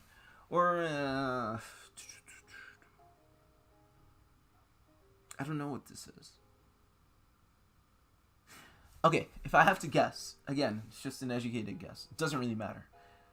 I know, high degree of probability, this is a corrective pattern, and it's counter-corrective to this trend. That's the most important thing. That's a practical thing. That's what I'm going to take to the bank quite literally, okay? That's what I'm going to trade on. And then if I have to be more specific, more precise, I would say that this is a regular ABC flat, and then this is your subsequent AB base, okay? But that is immaterial. Again, that is not that important. What's important is, am I in a trend or am I in a counter trend? What is my downside risk if I'm bullish, right? And that's it. Again, trend, counter trend, AB basing. That's how I see it, okay? And specifically, the counter trend looks like it's a WXYXZ. So I would say this is a 333. WXYXZ, subsequent AB basing right there. And that's it. Another way you can look at it, not Elliott wave, and we did this yesterday, is look at it in terms of simple support and resistance. You came up against this resistance, right? Hit your head against it a few times, finally broke it, retesting it as support. Even if you don't know what this is, you understand, practically speaking, technically, that this is simple. A simple RS flip. You break resistance and you retest it as support. That's it. No need for ABCs, WXYs. It doesn't matter. Practically speaking, you're bullish because you understand it's an RS flip, and a bull market is characterized, or a bullish trend is characterized by break of high time frame resistance, or a break of resistance and a flip of that resistance as support. And that just being repeated. That is a bull market. That's a definition of a bull market. Not higher highs and higher lows. A lot of people will tell you that. Higher highs and higher lows can lead to a bear market rally. Right? Doesn't matter if you keep going up if you're just going to come back down. Kind of like the stock market, right? You want to go up and not come back down. Same thing. Oh, we just looked at theta. I was going to say, this is exactly the same thing. Telcoin. This is exactly not the same thing, but it's similar. Broke resistance, retested it as support. Okay? You peeked your head above resistance, but you didn't retest it as support. That's the difference. It doesn't matter if you make the higher high. You have to retest it. If you don't, you come back down below. You finally broke and you retested it here. And to me, whoops, this looks like a 5-3-5 situation. Looks like a zigzag. Okay, that's what it looks like to me. Yeah, looks like a zigzag. Matic, we talked about this yesterday. I believe it's highly probable that this trend is kind of like what was that? RSR. It's already trending again. Trending in the way, this is trending up, but this is not a pure impulse. I think we're in pure impulse here. I think this is 5 waves up, 3 waves down. The reason I say that is because the time it took to go up for 5 waves is about the same time it took to come down, I believe. And the retracement is between the 0.5 and the 618, which we expect your wave 1, wave 2 retracement, or wave 2 retracement to be vis-a-vis wave 1. Let's just look and see really quickly. 4 days, 4 hours to go up, and to come down, it is 4 days, 4 hours. Yeah, you see how we did that? This is the beauty, and I didn't know this. Oh my god, I wish somebody had told me this. I learned this the hard way. I learned this way late. I could have saved a lot of money and a lot of time knowing there are time relationships between wave 1 and wave 2 of Elliott waves. Or else it's hard to disambiguate a zigzag 5 waves up, 3 waves down from a regular wave 1, wave 2 if you don't have time relationships. So you see what I did there? I identified an impulse. It's 5 waves up. I identified a 3 wave move down. Now, this could be a 5 waves up, 3 waves down, 5 waves up zigzag. It could be corrective. Or it could be impulsive. It's impulsive because, or more likely than not impulsive, right? Never 100%, but we can be 99.9%. 99.9% confident that this is an impulse because the time for the 5 waves came up is the same time for the 3 waves down between the 0.5 and the 6.8 Fibonacci retracement of wave 1. Subsequent AB basing. If I'm trading this, and I'm not, I'm already in a trade for Matic, well into profit. I'm not going to add to the position. It's fine where it is. But if I was in this trade, it'd be simple. And this is like one of the more straightforward trades you can make. You take your Fibonacci retracement tool. You see where the phi ratio is. Right now it's at, on this chart, $1.28. Let's just say $1.28 even. I hide my stops and my liquidations behind that 128. And I go, I just, depending on what I'm willing to risk, which is on this kind of setup a lot because this is a high probability setup. I just go as high leverage as I possibly can with whatever amount I have, with my stops being able to hide under that phi ratio. Okay, again, you have to understand what if you go like 100x and you put in I don't know how much money, you can lose a lot more than if you go 20x or 15x or 10x or 2x. You understand? So you have to be comfortable with taking that loss. But if you are, then this is a high probability setup, not financial advice. But this is how I trade. Again, I'm not taking trades now because we've been long and we haven't had any opportunity or any reason to sell, because we recognize on a high time frame that this will continue, very likely to continue, right? Look at this. You were in this big consolidation, accumulation. You broke high time frame resistance, right? Everything's breaking high time frame resistance now. You retested it as support. You're off to the races. And that's what we see with Bitcoin, right? Coming in, breaking 25K. It's going to have to break it and retest it. That's what Matic just did. Matic's a step ahead. Okay, DYDX. This is also doing, I would say that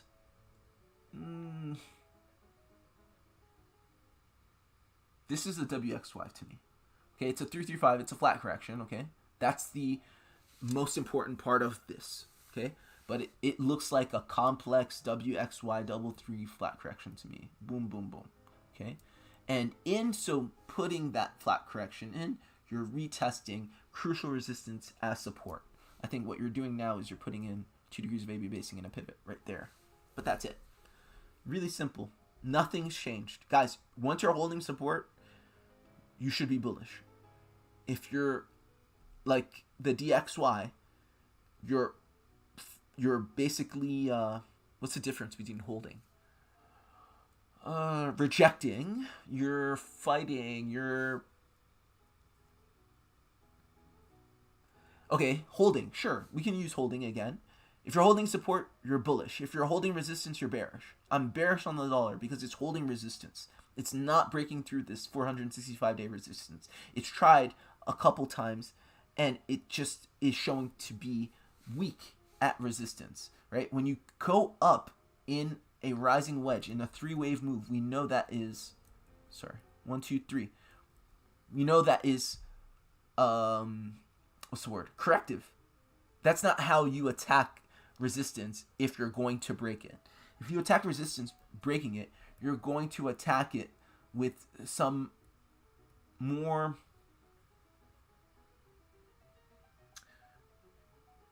with something like this, okay? That's the best way. It's something that looks like this, not something that looks like that. That is quintessentially bearish. 1 test, 2 tests, that's basically you're putting in a distributive AB base. So initial break of structure, retest, that's a first degree of AB basing, second degree of AB basing, and your pivot. That's all you're doing. That's what it looks like to me, okay? So if you're holding resistance, you're bearish. You're holding support, you're bullish. There's no, it's not that complicated. It can be really challenging, but it's not that complicated. You know, don't make people believe, goodness gracious. Don't let people make you feel like it's impossible to accurately prognosticate on markets. And this is why you should educate yourselves. Okay, if you think it's unlikely, nobody knows what the markets are going to do. I challenge you, go research Gann, W.D. Gann, a famous trader, a famous speculator, a famous sort of master of charts. And specifically research, I think it was the New York Times. It was either the New York Times or another periodical. They basically called bullshit on his ability to read charts and to be so accurate. He was like, and I think in front of the reporter stayed with him, and he was day trading for a few days. She stayed with him, or he or she stayed with them, and he recorded an 80 some odd percent accuracy rate. He didn't have trading view. 80% some odd accuracy of trading, and just being able to. He didn't have market cipher. He didn't have a green red dot and, you know, all these indicators.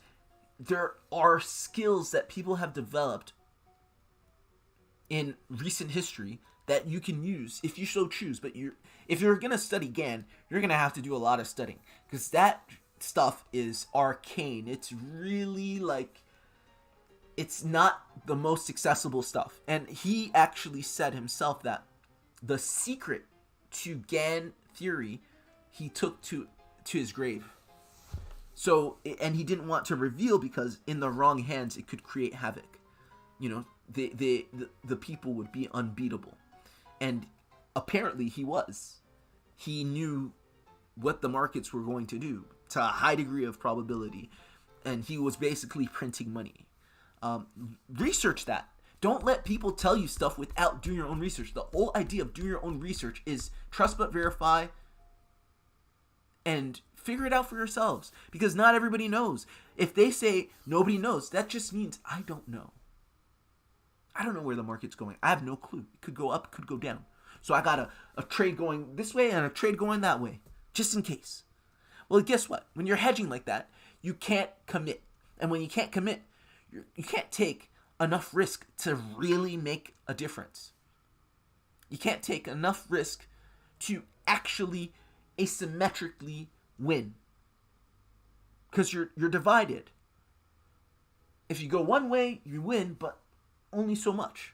If you go the other way, you win, but only so much, because you're hedged. So you're gonna lose, right? There's just so much gain you can have by playing the zero-sum game. At some point, you have to make a decision. Just like anything in life, you got to make a decision. So here we have the same thing with Harmony 1. I'm in this trade. This is a trade I took more recently. I said yesterday, of all of my couple dozen leverage trades, this one got stopped out yesterday, but in massive profit, because as you know, this has been something I got in, you know, earlier in the year. So it was up a good deal. Now, got stopped out. It was great because I was able to get back in and even double and triple down. Actually, I think I quadrupled down. I increased the leverage on the trade. And because of what I made, I was able to trade with some of the profits. And then the rest, I bought some spot. So basically, whatever I do in this trade, I won. Because I came out with a lot more than I had in the beginning. And I've invested in spot, so I can't lose that position. But I got this position, and it's much bigger than the one I had originally. So that is why was I so confident? Not because I can predict exactly where these corrective waves are going to go, but essentially I'm looking at this just like 1, 2, 3, 3, pivot, 5. So I'm looking at this like a regular 335 complex flat correction. Why is it complex? Because look, you can see on this time frame, you can see there's a lot of stuff going on there. It's not a regular run-of-the-mill ABC flat correction, so I'm going to call it a WXY. Okay, so if I call it a WXY, now I'm reading this as the pivot, and so if that's the pivot, I'm seeing that as the AB base, or let's just say the AB base. Okay, so on the smaller time frame, I'm preparing for maybe the AB base starts here. Okay, my guess is the AB base starts here, and this is the initial breakout structure. This is the subsequent B wave to the first degree of AB basing. This is the second degree of AB basing, and maybe the pivot comes here. I don't know, but that's basically what I did. I my assumption was that this was the AB base. So the bullish continuation was going to happen somewhere here. And I bought support essentially. So that's why I bought at this level. So I'm looking at it from, different vantages, but everyone tells me if you buy support, you'll be fine. Maybe scary. What am I doing? Sorry, 1 second. I hate when this happens.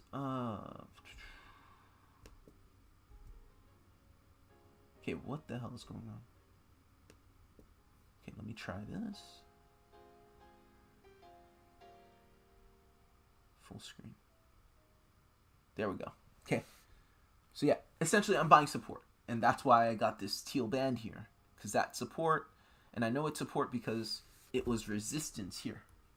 Right? Resistance here, a little bit of resistance there, a little bit of consolidation, resistance here, dipped into here. So I'm just buying support and I'm protecting my downside from here. That's it. That's how I got into this trade. This is one of my more recent trades. Not that I wasn't in it during the purple box consolidation, but I've decided by virtue of getting stopped out, I got back in, okay, with conviction. It's the conviction that really helps make trading more simple. But the conviction isn't out of nothing. The conviction's out of a lot of practice, experience, study, and seeing patterns over and over and over and over and over again where you don't think that they're accurate. You know they are. I don't think that if I'm reading an ABC flat correction that it's over and the trend will continue. I know it is because I've always seen it. And hundreds of thousands of hours charting, hundreds of thousands of hours trading. I know that's the case. Do you know what I mean? It's not belief anymore. Here, MOVR, Moon River, this one's going to be great. It's one of those small cap altcoins, and not very many people are looking at altcoins. A lot of people are talking about Bitcoin. They're concerned about Bitcoin still going to 10K. They think this is a bear market rally, so you can see not many people are getting into altcoins. But if you pay attention, you look at Bitcoin dominance, you look at Bitcoin, you look at the DXY, you invest in altcoins at around now, you're going to do really, really, really well. Okay, MOVR is one of those low cap altcoins that just broke its bear market accumulation, retested it as support once, twice, right? And how did it retest it? Again, in a 3, 3, 5. Sorry. 5. So this is a flat correction. It's a running flat correction. We talked about it earlier in the stream. And then a continuation of the trend. This is 5 waves up. This is 3 waves down. This is a subsequent AB base. And you know it's 5 waves up, 3 waves down. High probability because the time it takes to go 5 is the time it takes to come down 3, and it comes down between the 382 and the 618 of the 5 waves. Okay, so that's how we're trading it. And so again, this is another trade you could take of a very volatile asset, but when you're in impulse, there are guidelines that price follows to a high degree of probability where these trades are relatively simple. Again, you hide behind the phi ratio, the 0.618. That first wave prints. The second wave comes down usually between the 0.5. You see it touch the 0.5 right here to the 618. It literally just touched the 0.5 and started to reverse. Okay? And so I would hide my stops right behind here and boom. Just go to sleep. You can't go to sleep trading corrective patterns because there's no such, the variance, if you correctly identify an initial break of structure, is from the 786 to the 1618. The variance is so large. So yeah, anyway. Maybe I lost some people in talking about that, but it's just, when price is an impulse, it's easier to trade. That's all I'm trying to say. Same here. That's clearly resistance, designated by this blue box. Broke the resistance, retested it as support. That's all that's going on here. And then what you're getting here is, most recently, a 5 waves up, 3 waves down situation. That's it. Okay, your consolidation reversal for this move was down here. That's it. And this was more likely than not also a 5 waves up, 3 waves down, pure impulse for Chainlink. Okay, so this is super bullish, and of course the target, at least in the low time frame or in the immediate time frame, is the top of this accumulation range. But obviously, if you zoom out even more, you're not taking profit there. You just know that that's price is going to hang out there for a little bit because it's high time frame resistance. It's going to break, retest, all that stuff. Polka dot. Again, nothing bearish about these things. People are freaking out, but there's no reason to freak out. You're breaking high time frame resistance, retesting it as support here. Here it looks like WXY, right? Complex flat correction. And now you continue the trend. That's what it looks like. Wave 1, wave 2, wave 3, wave 4. I think you put in a wave 5. I think you put in a run-of-the-mill wave 5. 1, 2, wave 3, 4, wave 5. That's what it looks like. It looks like a run-of-the-mill impulse that polka dot is in. Key. You broke your high time frame resistance, retested it as support, broke another resistance, shown by this teal rectangle. Zoom out and you can see what I'm talking about. This was resistance that was placed or established since April of 2022. So about, more than a year ago, or less than a year ago, a little less than a year ago. And you broke it, you retested it right here, and you continue. These things are going to the moon. All right. Same thing with the lit entry. I just got into this one. This one was one of those that I bought more recently. Very bullish in the sense that you just did an SR flip of high time frame resistance, right? This teal box is high time frame resistance. You come up,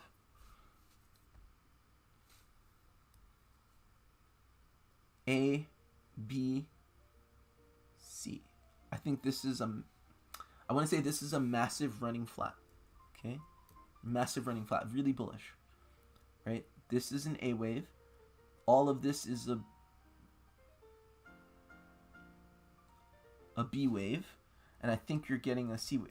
I think this is it. This is you're pretty much putting in a series of corrective patterns, and I guess if you want to pay attention to the flat correction, this is a regular ABC flat right here, ABC, but then it's flanked by this A wave, so if this is A, or this would be W, right? Because again, it goes back to what we were talking about. If there's complexity and there's kind of nestedness, then it's a complex correction. Does that make sense? So this would be an X wave, and so you would wait for your Y wave. Your Y wave would be impulsive, and that would be your first pure impulse. That's how I read this.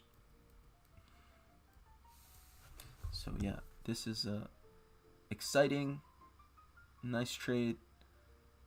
Currently in the red ever so slightly, but it's not really important because I got in around here-ish. Okay, and I'm currently down a little bit, but once this moves up, I don't care. You just want to get in. You want to get in. It doesn't have to be a pinpoint accurate entry. Obviously, it has to be good enough so that you don't get hit. Your stops or liquidation points don't get hit if you're trading on leverage, but you have to be good enough you have to be precise enough to be able to enter without being hit. But once you're in, you're fine. Even if you start down a little bit, like I am doing. Okay, so on a small time frame, just have a peek. Looks as if... Okay, we're putting in some strong bullish divergence on the hourly time frame, so that's a good sign for continuation. Okay, how do I know that? We have a lower low on the price action.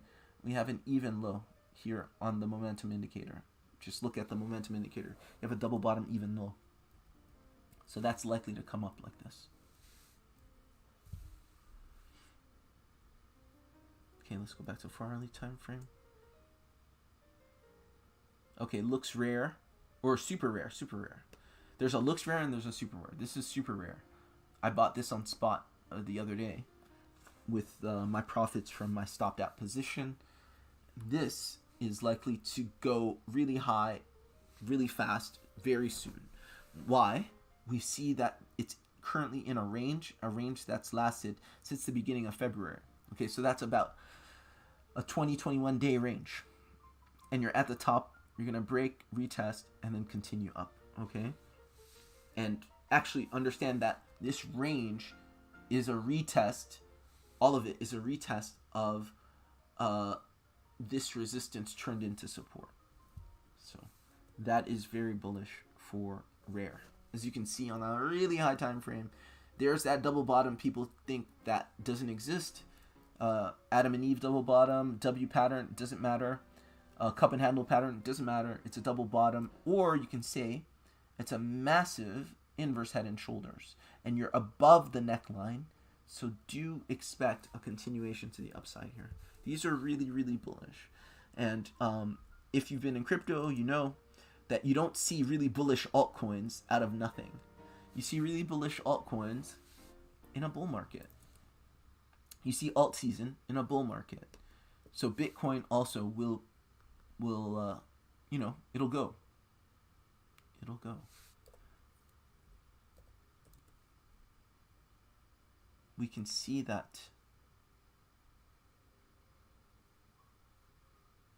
our Bitcoin has been ranging on a really small time frame. It's been ranging here. Okay.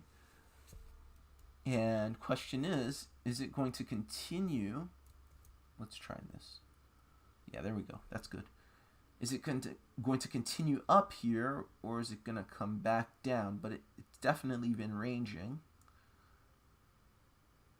If it does continue, it should break, retest, and then continue up like that. I would not be surprised if that were the case.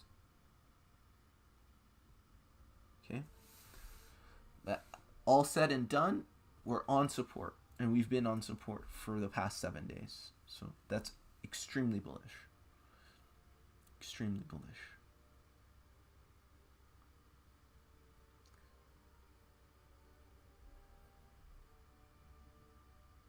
Meanwhile, our DXY continues to trend down. It's been 1, 2, 3, 4, 5 hours now. 5 straight hours trending down. Or 4 hours.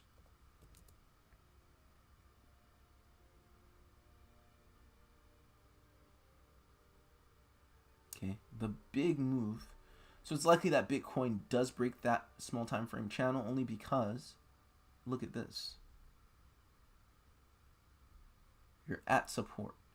And here, can you try again for the 465-day resistance? Sure. But at some point, you call it a day. You're not going to break it.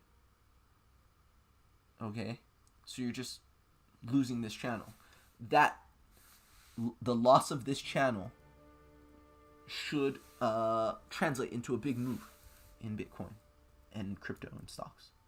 So that's pretty much it, guys. We looked at Bitcoin, we looked at the DXY, we looked at all the altcoins.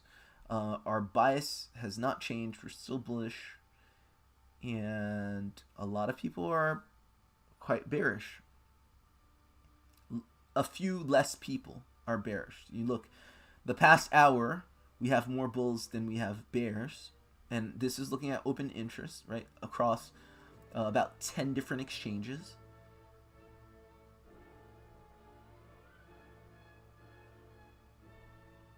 But in the aggregate, the past day, past 24 hours, there are more bears than bulls, which is great. This is what you want to see at the beginning of a trend because most people get it wrong. And that provides liquidity for when the price does go against them.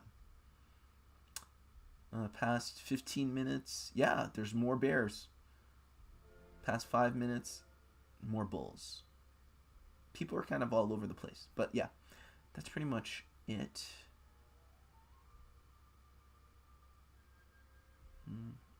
I'm going to stay on a little more. So I want to see what happens. Maybe we see this break in the DXY together. So let's see if this actually breaks. Let me adjust this.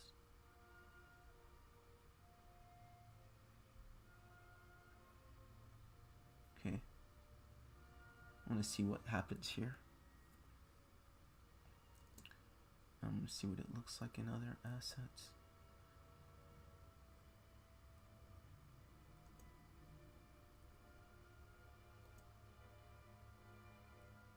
Ooh, this one, Dodo's. This looks like a very strong flag right here. This looks like a very strong ABCDE triangle. ABCDE, right?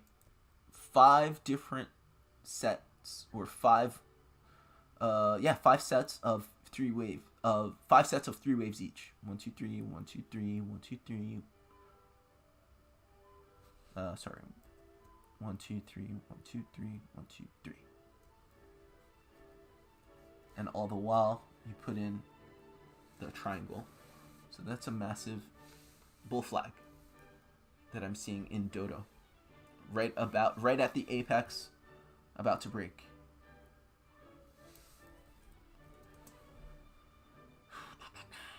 Dogecoin, it's at resistance right here.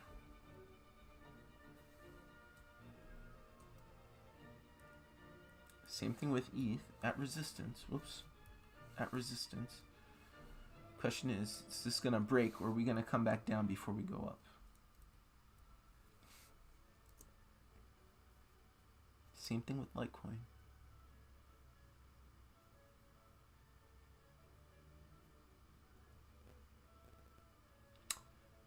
It's tricky.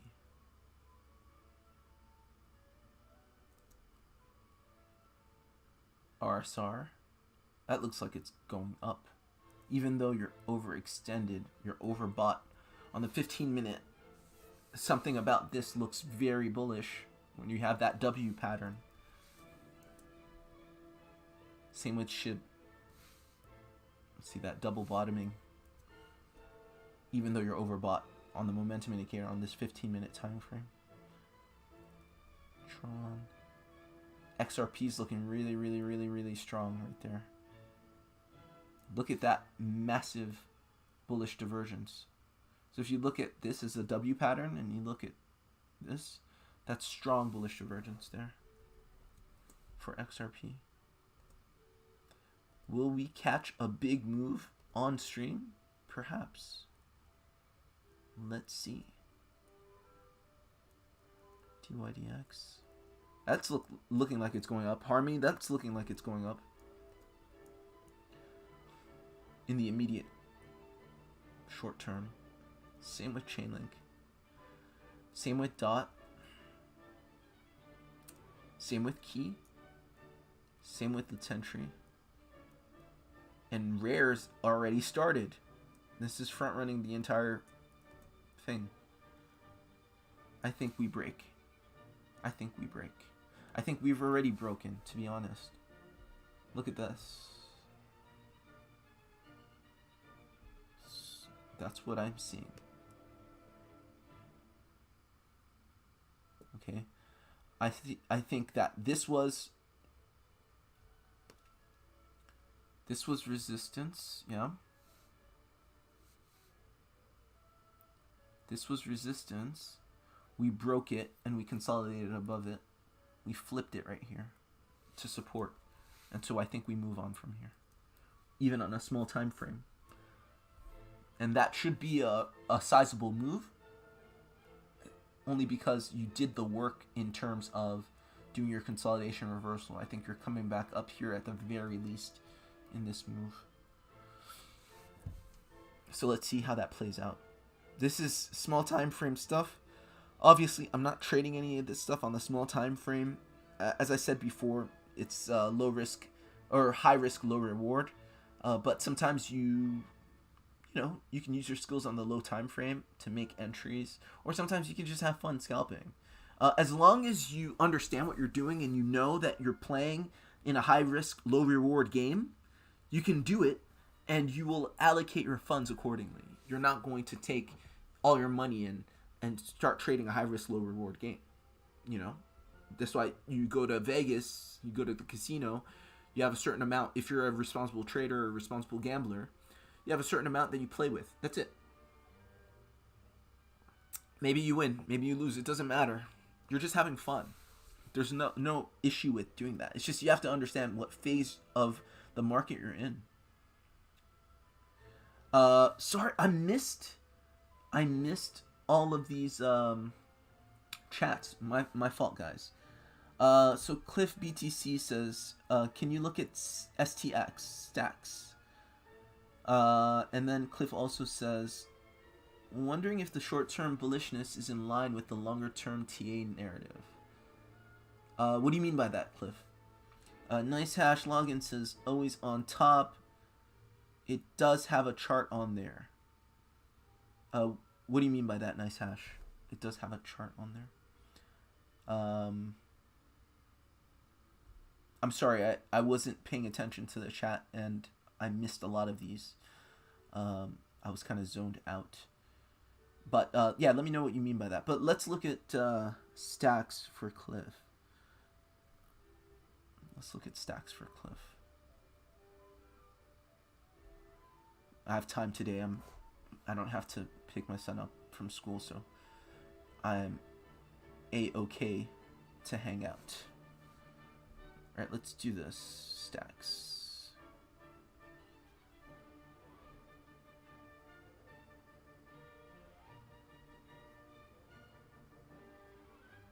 Interesting. It's the first time I've looked at the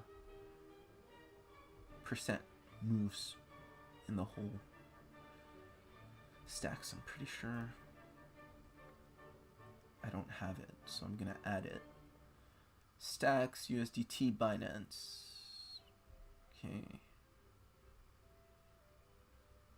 Okay, let's zoom out for a second, gain some perspective. Whoa.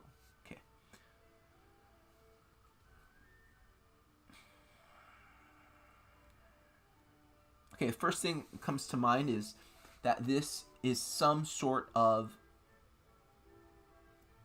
zigzag. I don't know the context of the zigzag. I don't know if this is a 5 waves up, 3 waves down situation from a consolidation reversal on a high time frame, which is probably the case.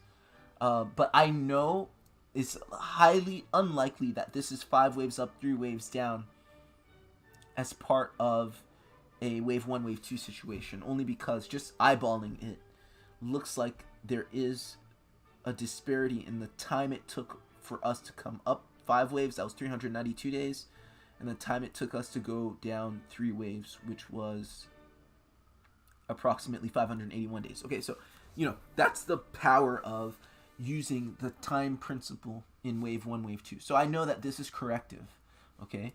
But so if I'm playing for a zigzag, I know that after this consolidation reversal, this is going to be clean 5 waves of impulse.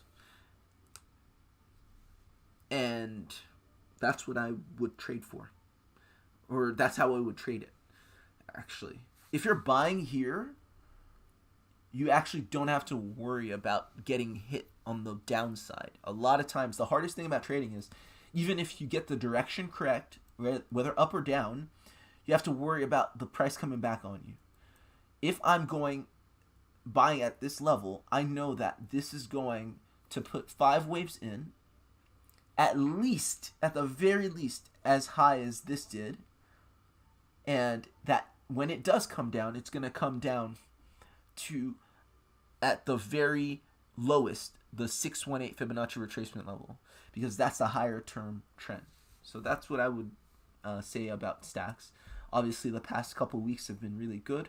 I expect many more weeks of strong positive price action. On the daily time frame, yeah, this is what it looks like. This is pure impulse. And that's as far as I would go, because I would be hesitant to say I know exactly what this is. If this is a wave 1, wave 2, wave 3, wave 4, wave 5, I don't know, and I don't have to know, and I'm not going to really bother with that. If I have to make an entry, I'll do as I've always done. I'm gonna take my purported impulse from the bottom to the top, and I'm going to hide my, if I'm doing this on leverage, I'm going to hide my Fibonacci retracement. I'm going to take my Fibonacci retracement tool and hide my stops and liquidation points beyond the 0618. Okay, and that makes sense actually, because if you look at this as one massive, okay, actually, you know what?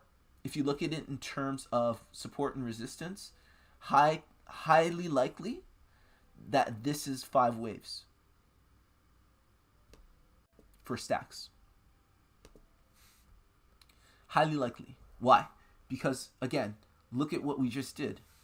We've identified high time frame resistance using a trend line where you have a trend that goes from May until present day. I'm thinking about this.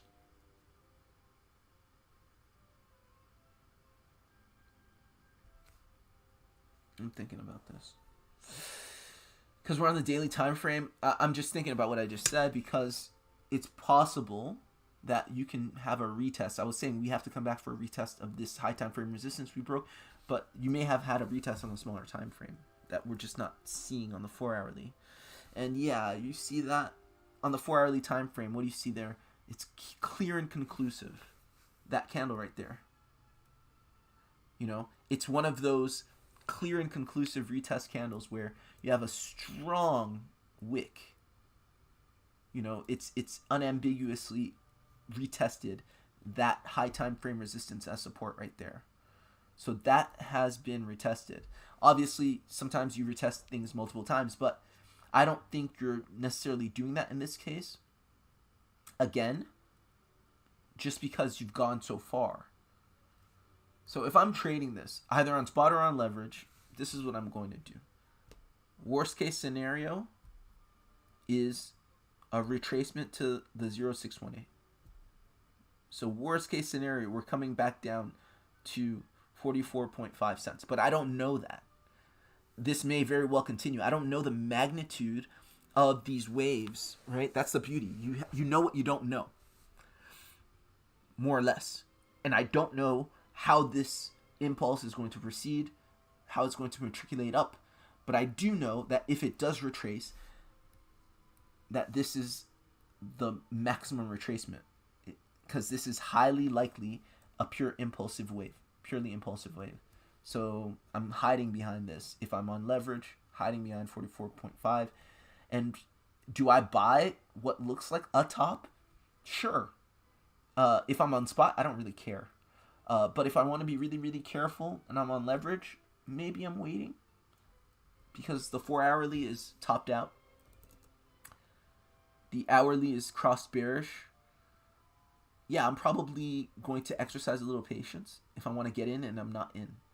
Only because the hourly and the 4-hourly, these intraday time frames show some exhaustion of trend. That's it. But again, I know what I don't know, and there is a possibility that this can break up.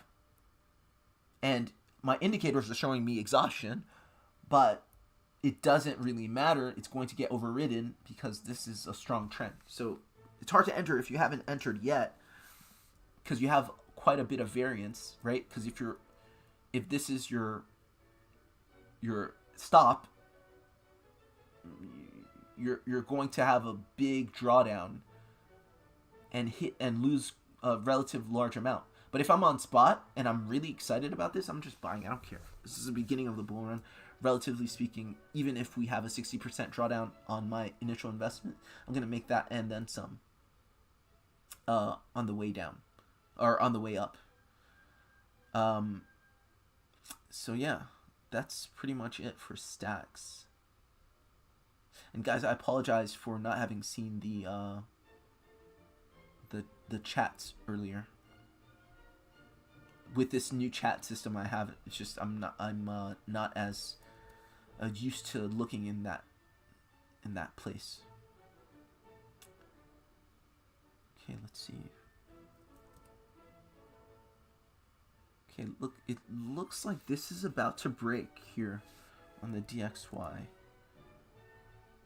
It looks like this is about to break.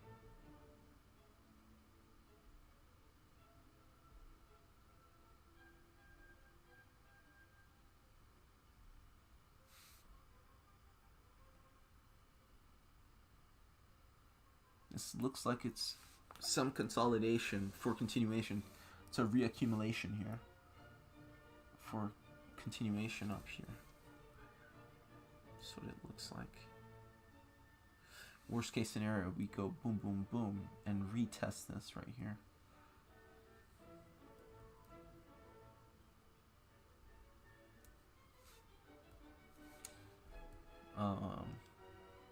Just have a peek at my one position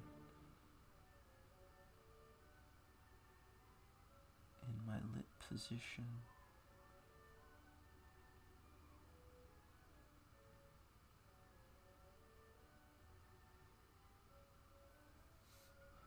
Yeah, I wouldn't be surprised if this comes down a little bit at this point.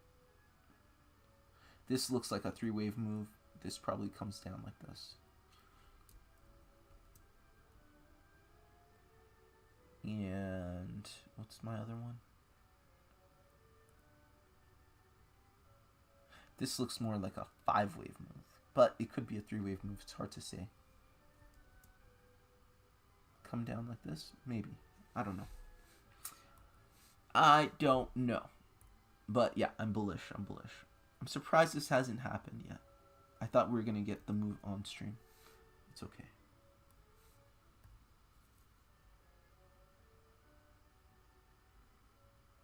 Oh, man.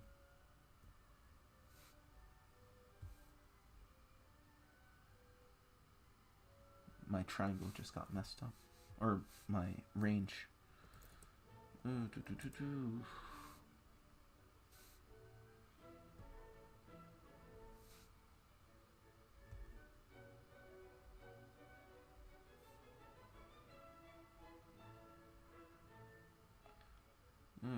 What the heck is going on? 4 hourly time frame. Alright, let's reposition this.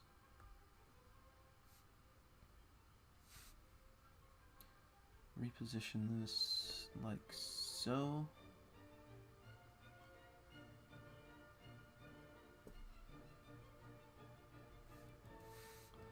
Okay, there we go. And then go on the smaller time frames. Yeah, it just does its thing. I feel like this is going to come down ever so slightly, but I don't know. Maybe back to test this resistance that was broken and retested. I would say that is likely, given what the momentum indicator is showing, and given that on an even smaller time frame, let's go on the 5-minute chart. It does look like some sort of complex WXY. Okay, but maybe it's a running flat. I wouldn't be surprised if it was something like that. And you are also testing this right here. Like that.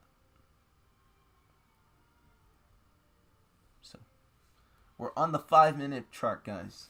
Do you see? I'm not lying when I told you, like, I used to scalp. I did. There's the reason I got TradingView Premium is so I could go on the minute chart and get an edge when I was scalping. All right. So Nice Hash says Volt Inu on TradingView Uniswap about to make a huge move. Let's check it out. Volt Inu. Volt Inu. I definitely don't have that in my general watch list, so let's add it. Volt Inu. Uniswap. Wow, that is some degen shit. Uniswap. I haven't bought anything on Uniswap in a minute. Let's look. One thing, I don't really like Uniswap charts because they have very little data. Let's look at it. But I doubt it's going to be a nice chart. Yeah, there's all these different... I don't want to do all that. Let's pick a good chart with good data. Looks like Bittrex. Yeah, this is shit. Oh, wait, let's see. Yeah, it's still shit on the hourly. Do you see this? A lot of charts that you get from these low liquidity assets, even on, you know, Bittrex, Uniswap, they look like this. They're illegible. But let's try and pull up the Uniswap. Maybe that's what you've been looking at.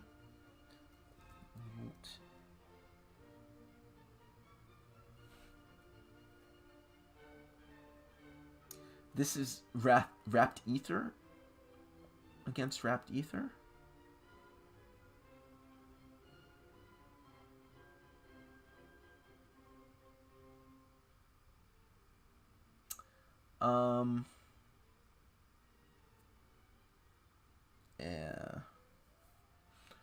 Yeah, this is some degen shit. Poloniex is pretty good. Okay, we can work with that. At least there's some... we can read it. Okay, so this is definitely something new. Ish. It's a few weeks old. Daily time frame. Okay, what we know about this is it's probably something that had a fair market launch. People took profits. And from that, you got this accumulation period, right? This is the cause, this is the effect. And what's likely happening now is that you put in pure impulse. Let's look at the relationship between this and that. So we already know. Okay, this is not that complicated. Whatever's happening here is probably a pivot. Maybe you put in 2 degrees of AB basing, and then this is your pivot. And this is likely to happen right here, actually. You're likely to come down a little bit more. I think that's highly probable. One, because if this was pure impulse, and this was 5 waves up, 3 waves down, it's unlikely. Just because look at all of the days it took to go 5 days up, 5 waves up, and look at it only took 4 days or 3 days, 3 days to come down. So you know with a high degree of probability, the correction of these 5 waves isn't finished. Okay, whether it's a pure impulse, or whether it's a correction in terms of a 5-3-5 zigzag, you know it's not finished. And then just looking at it, this very much looks like, and you can see more on a smaller time frame, this very much looks like a 3-3-5 correction right here. 1, 2, 3, 1, 2, 3, pivot, 1, 2, 3, 4, 5. You're probably gonna do something like that. So I would think that with a high degree of probability, again, no crystal ball here, but with a high degree of probability, this is coming down a little bit before finding support, doing some AB basing, and then turning back up. That's my view on Volt Inu against USD. Is that what you're looking at against USD?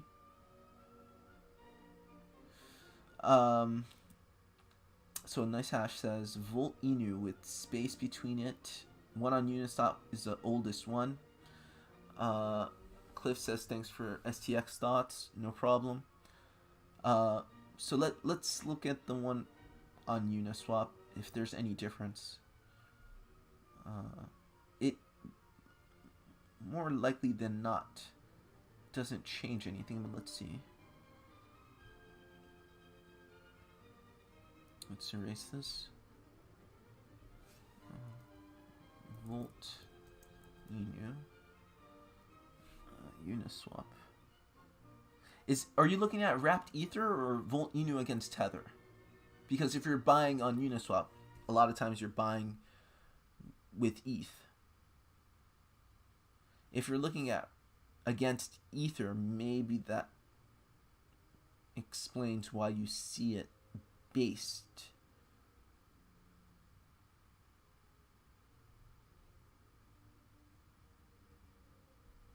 Let's just have a look. Because against USD, it doesn't look like it's finished with this flat correction. It just looks like it's close, but not yet. Same thing with the wrapped ether, actually. This looks similar. Right? It still looks like it's in a flat correction.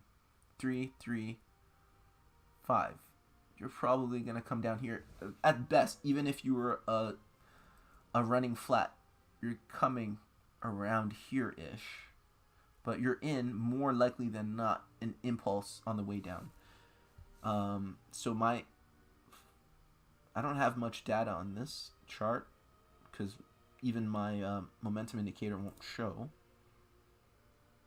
Yeah, I don't have actually more data on this chart. I have less, but yeah, that's what I'm seeing with.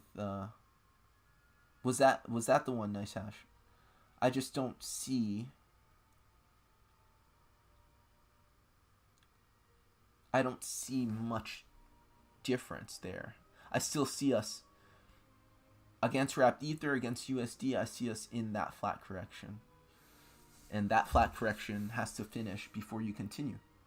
But it's likely a flat correction, which is good because this looks like a purely impulsive move. So you know, if anything,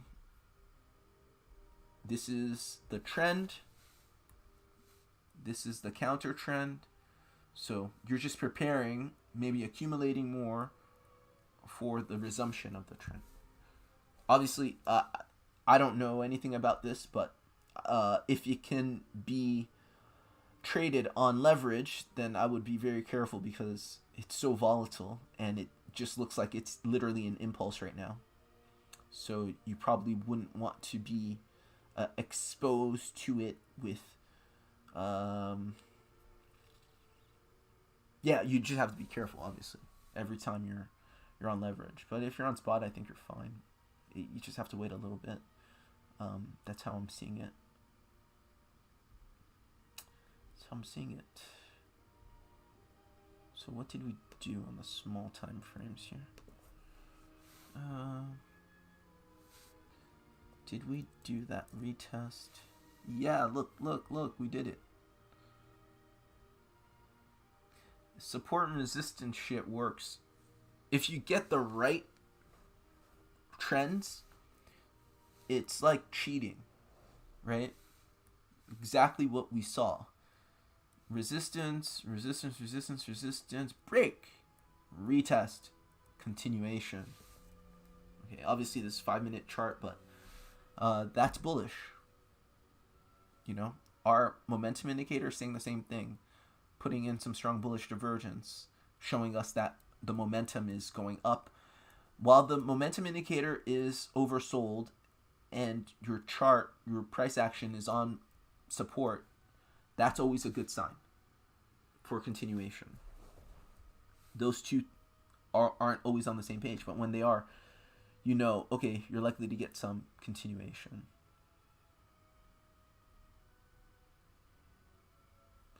Let me add.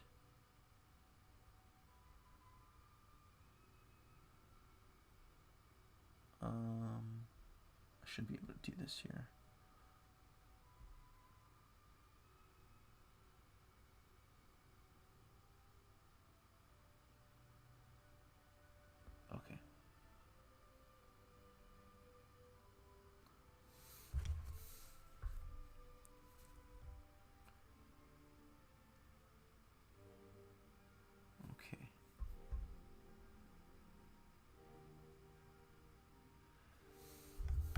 So yeah, I mean, I'm just waiting essentially for a big move. And when I say a big move, I mean a big move. Like really strong, big candles. Because once we finish with all the AB basing and the, the complex corrections or simple corrections, the flat corrections, then you should just continue the trend. And that trend should be impulsive. It should be strong. So that's what I'm waiting for. That's what I'm waiting for. But just sitting in my positions with a lot of confidence and conviction, waiting for resumption of the bullish trend. And that's the same throughout these markets.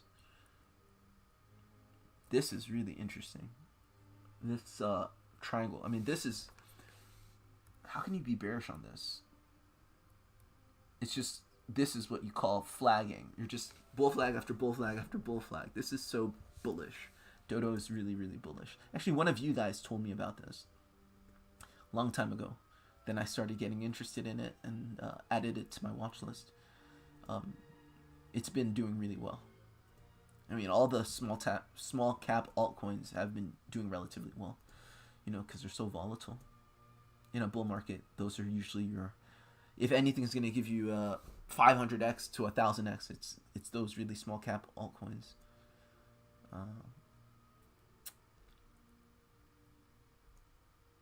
Yeah, I like it. I like what I'm seeing, generally speaking. It's very, very nice.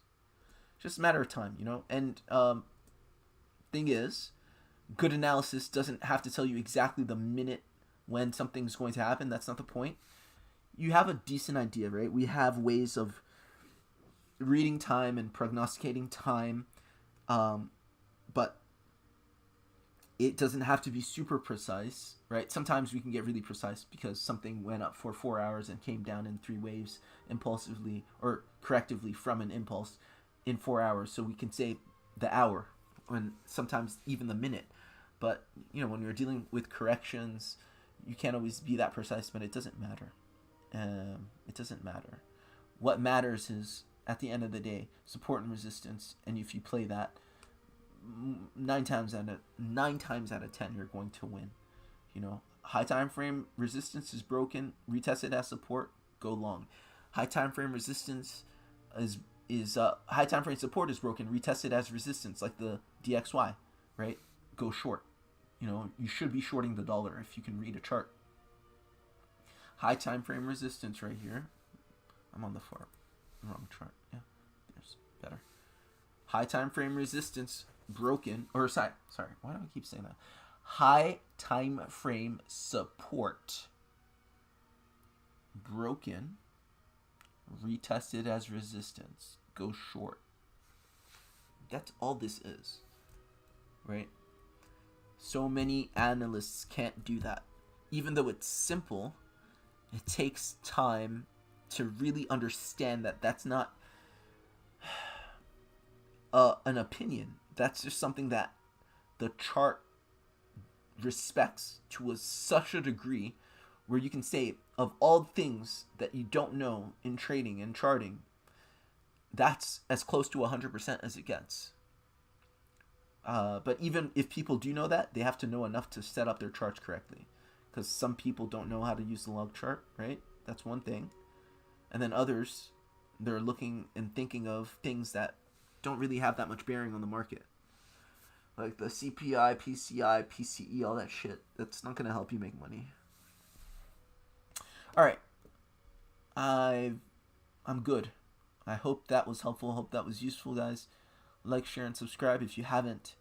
And I will see you tomorrow. Hope we get a nice move and you are able to benefit from it. And you're well positioned too. All right? Take care.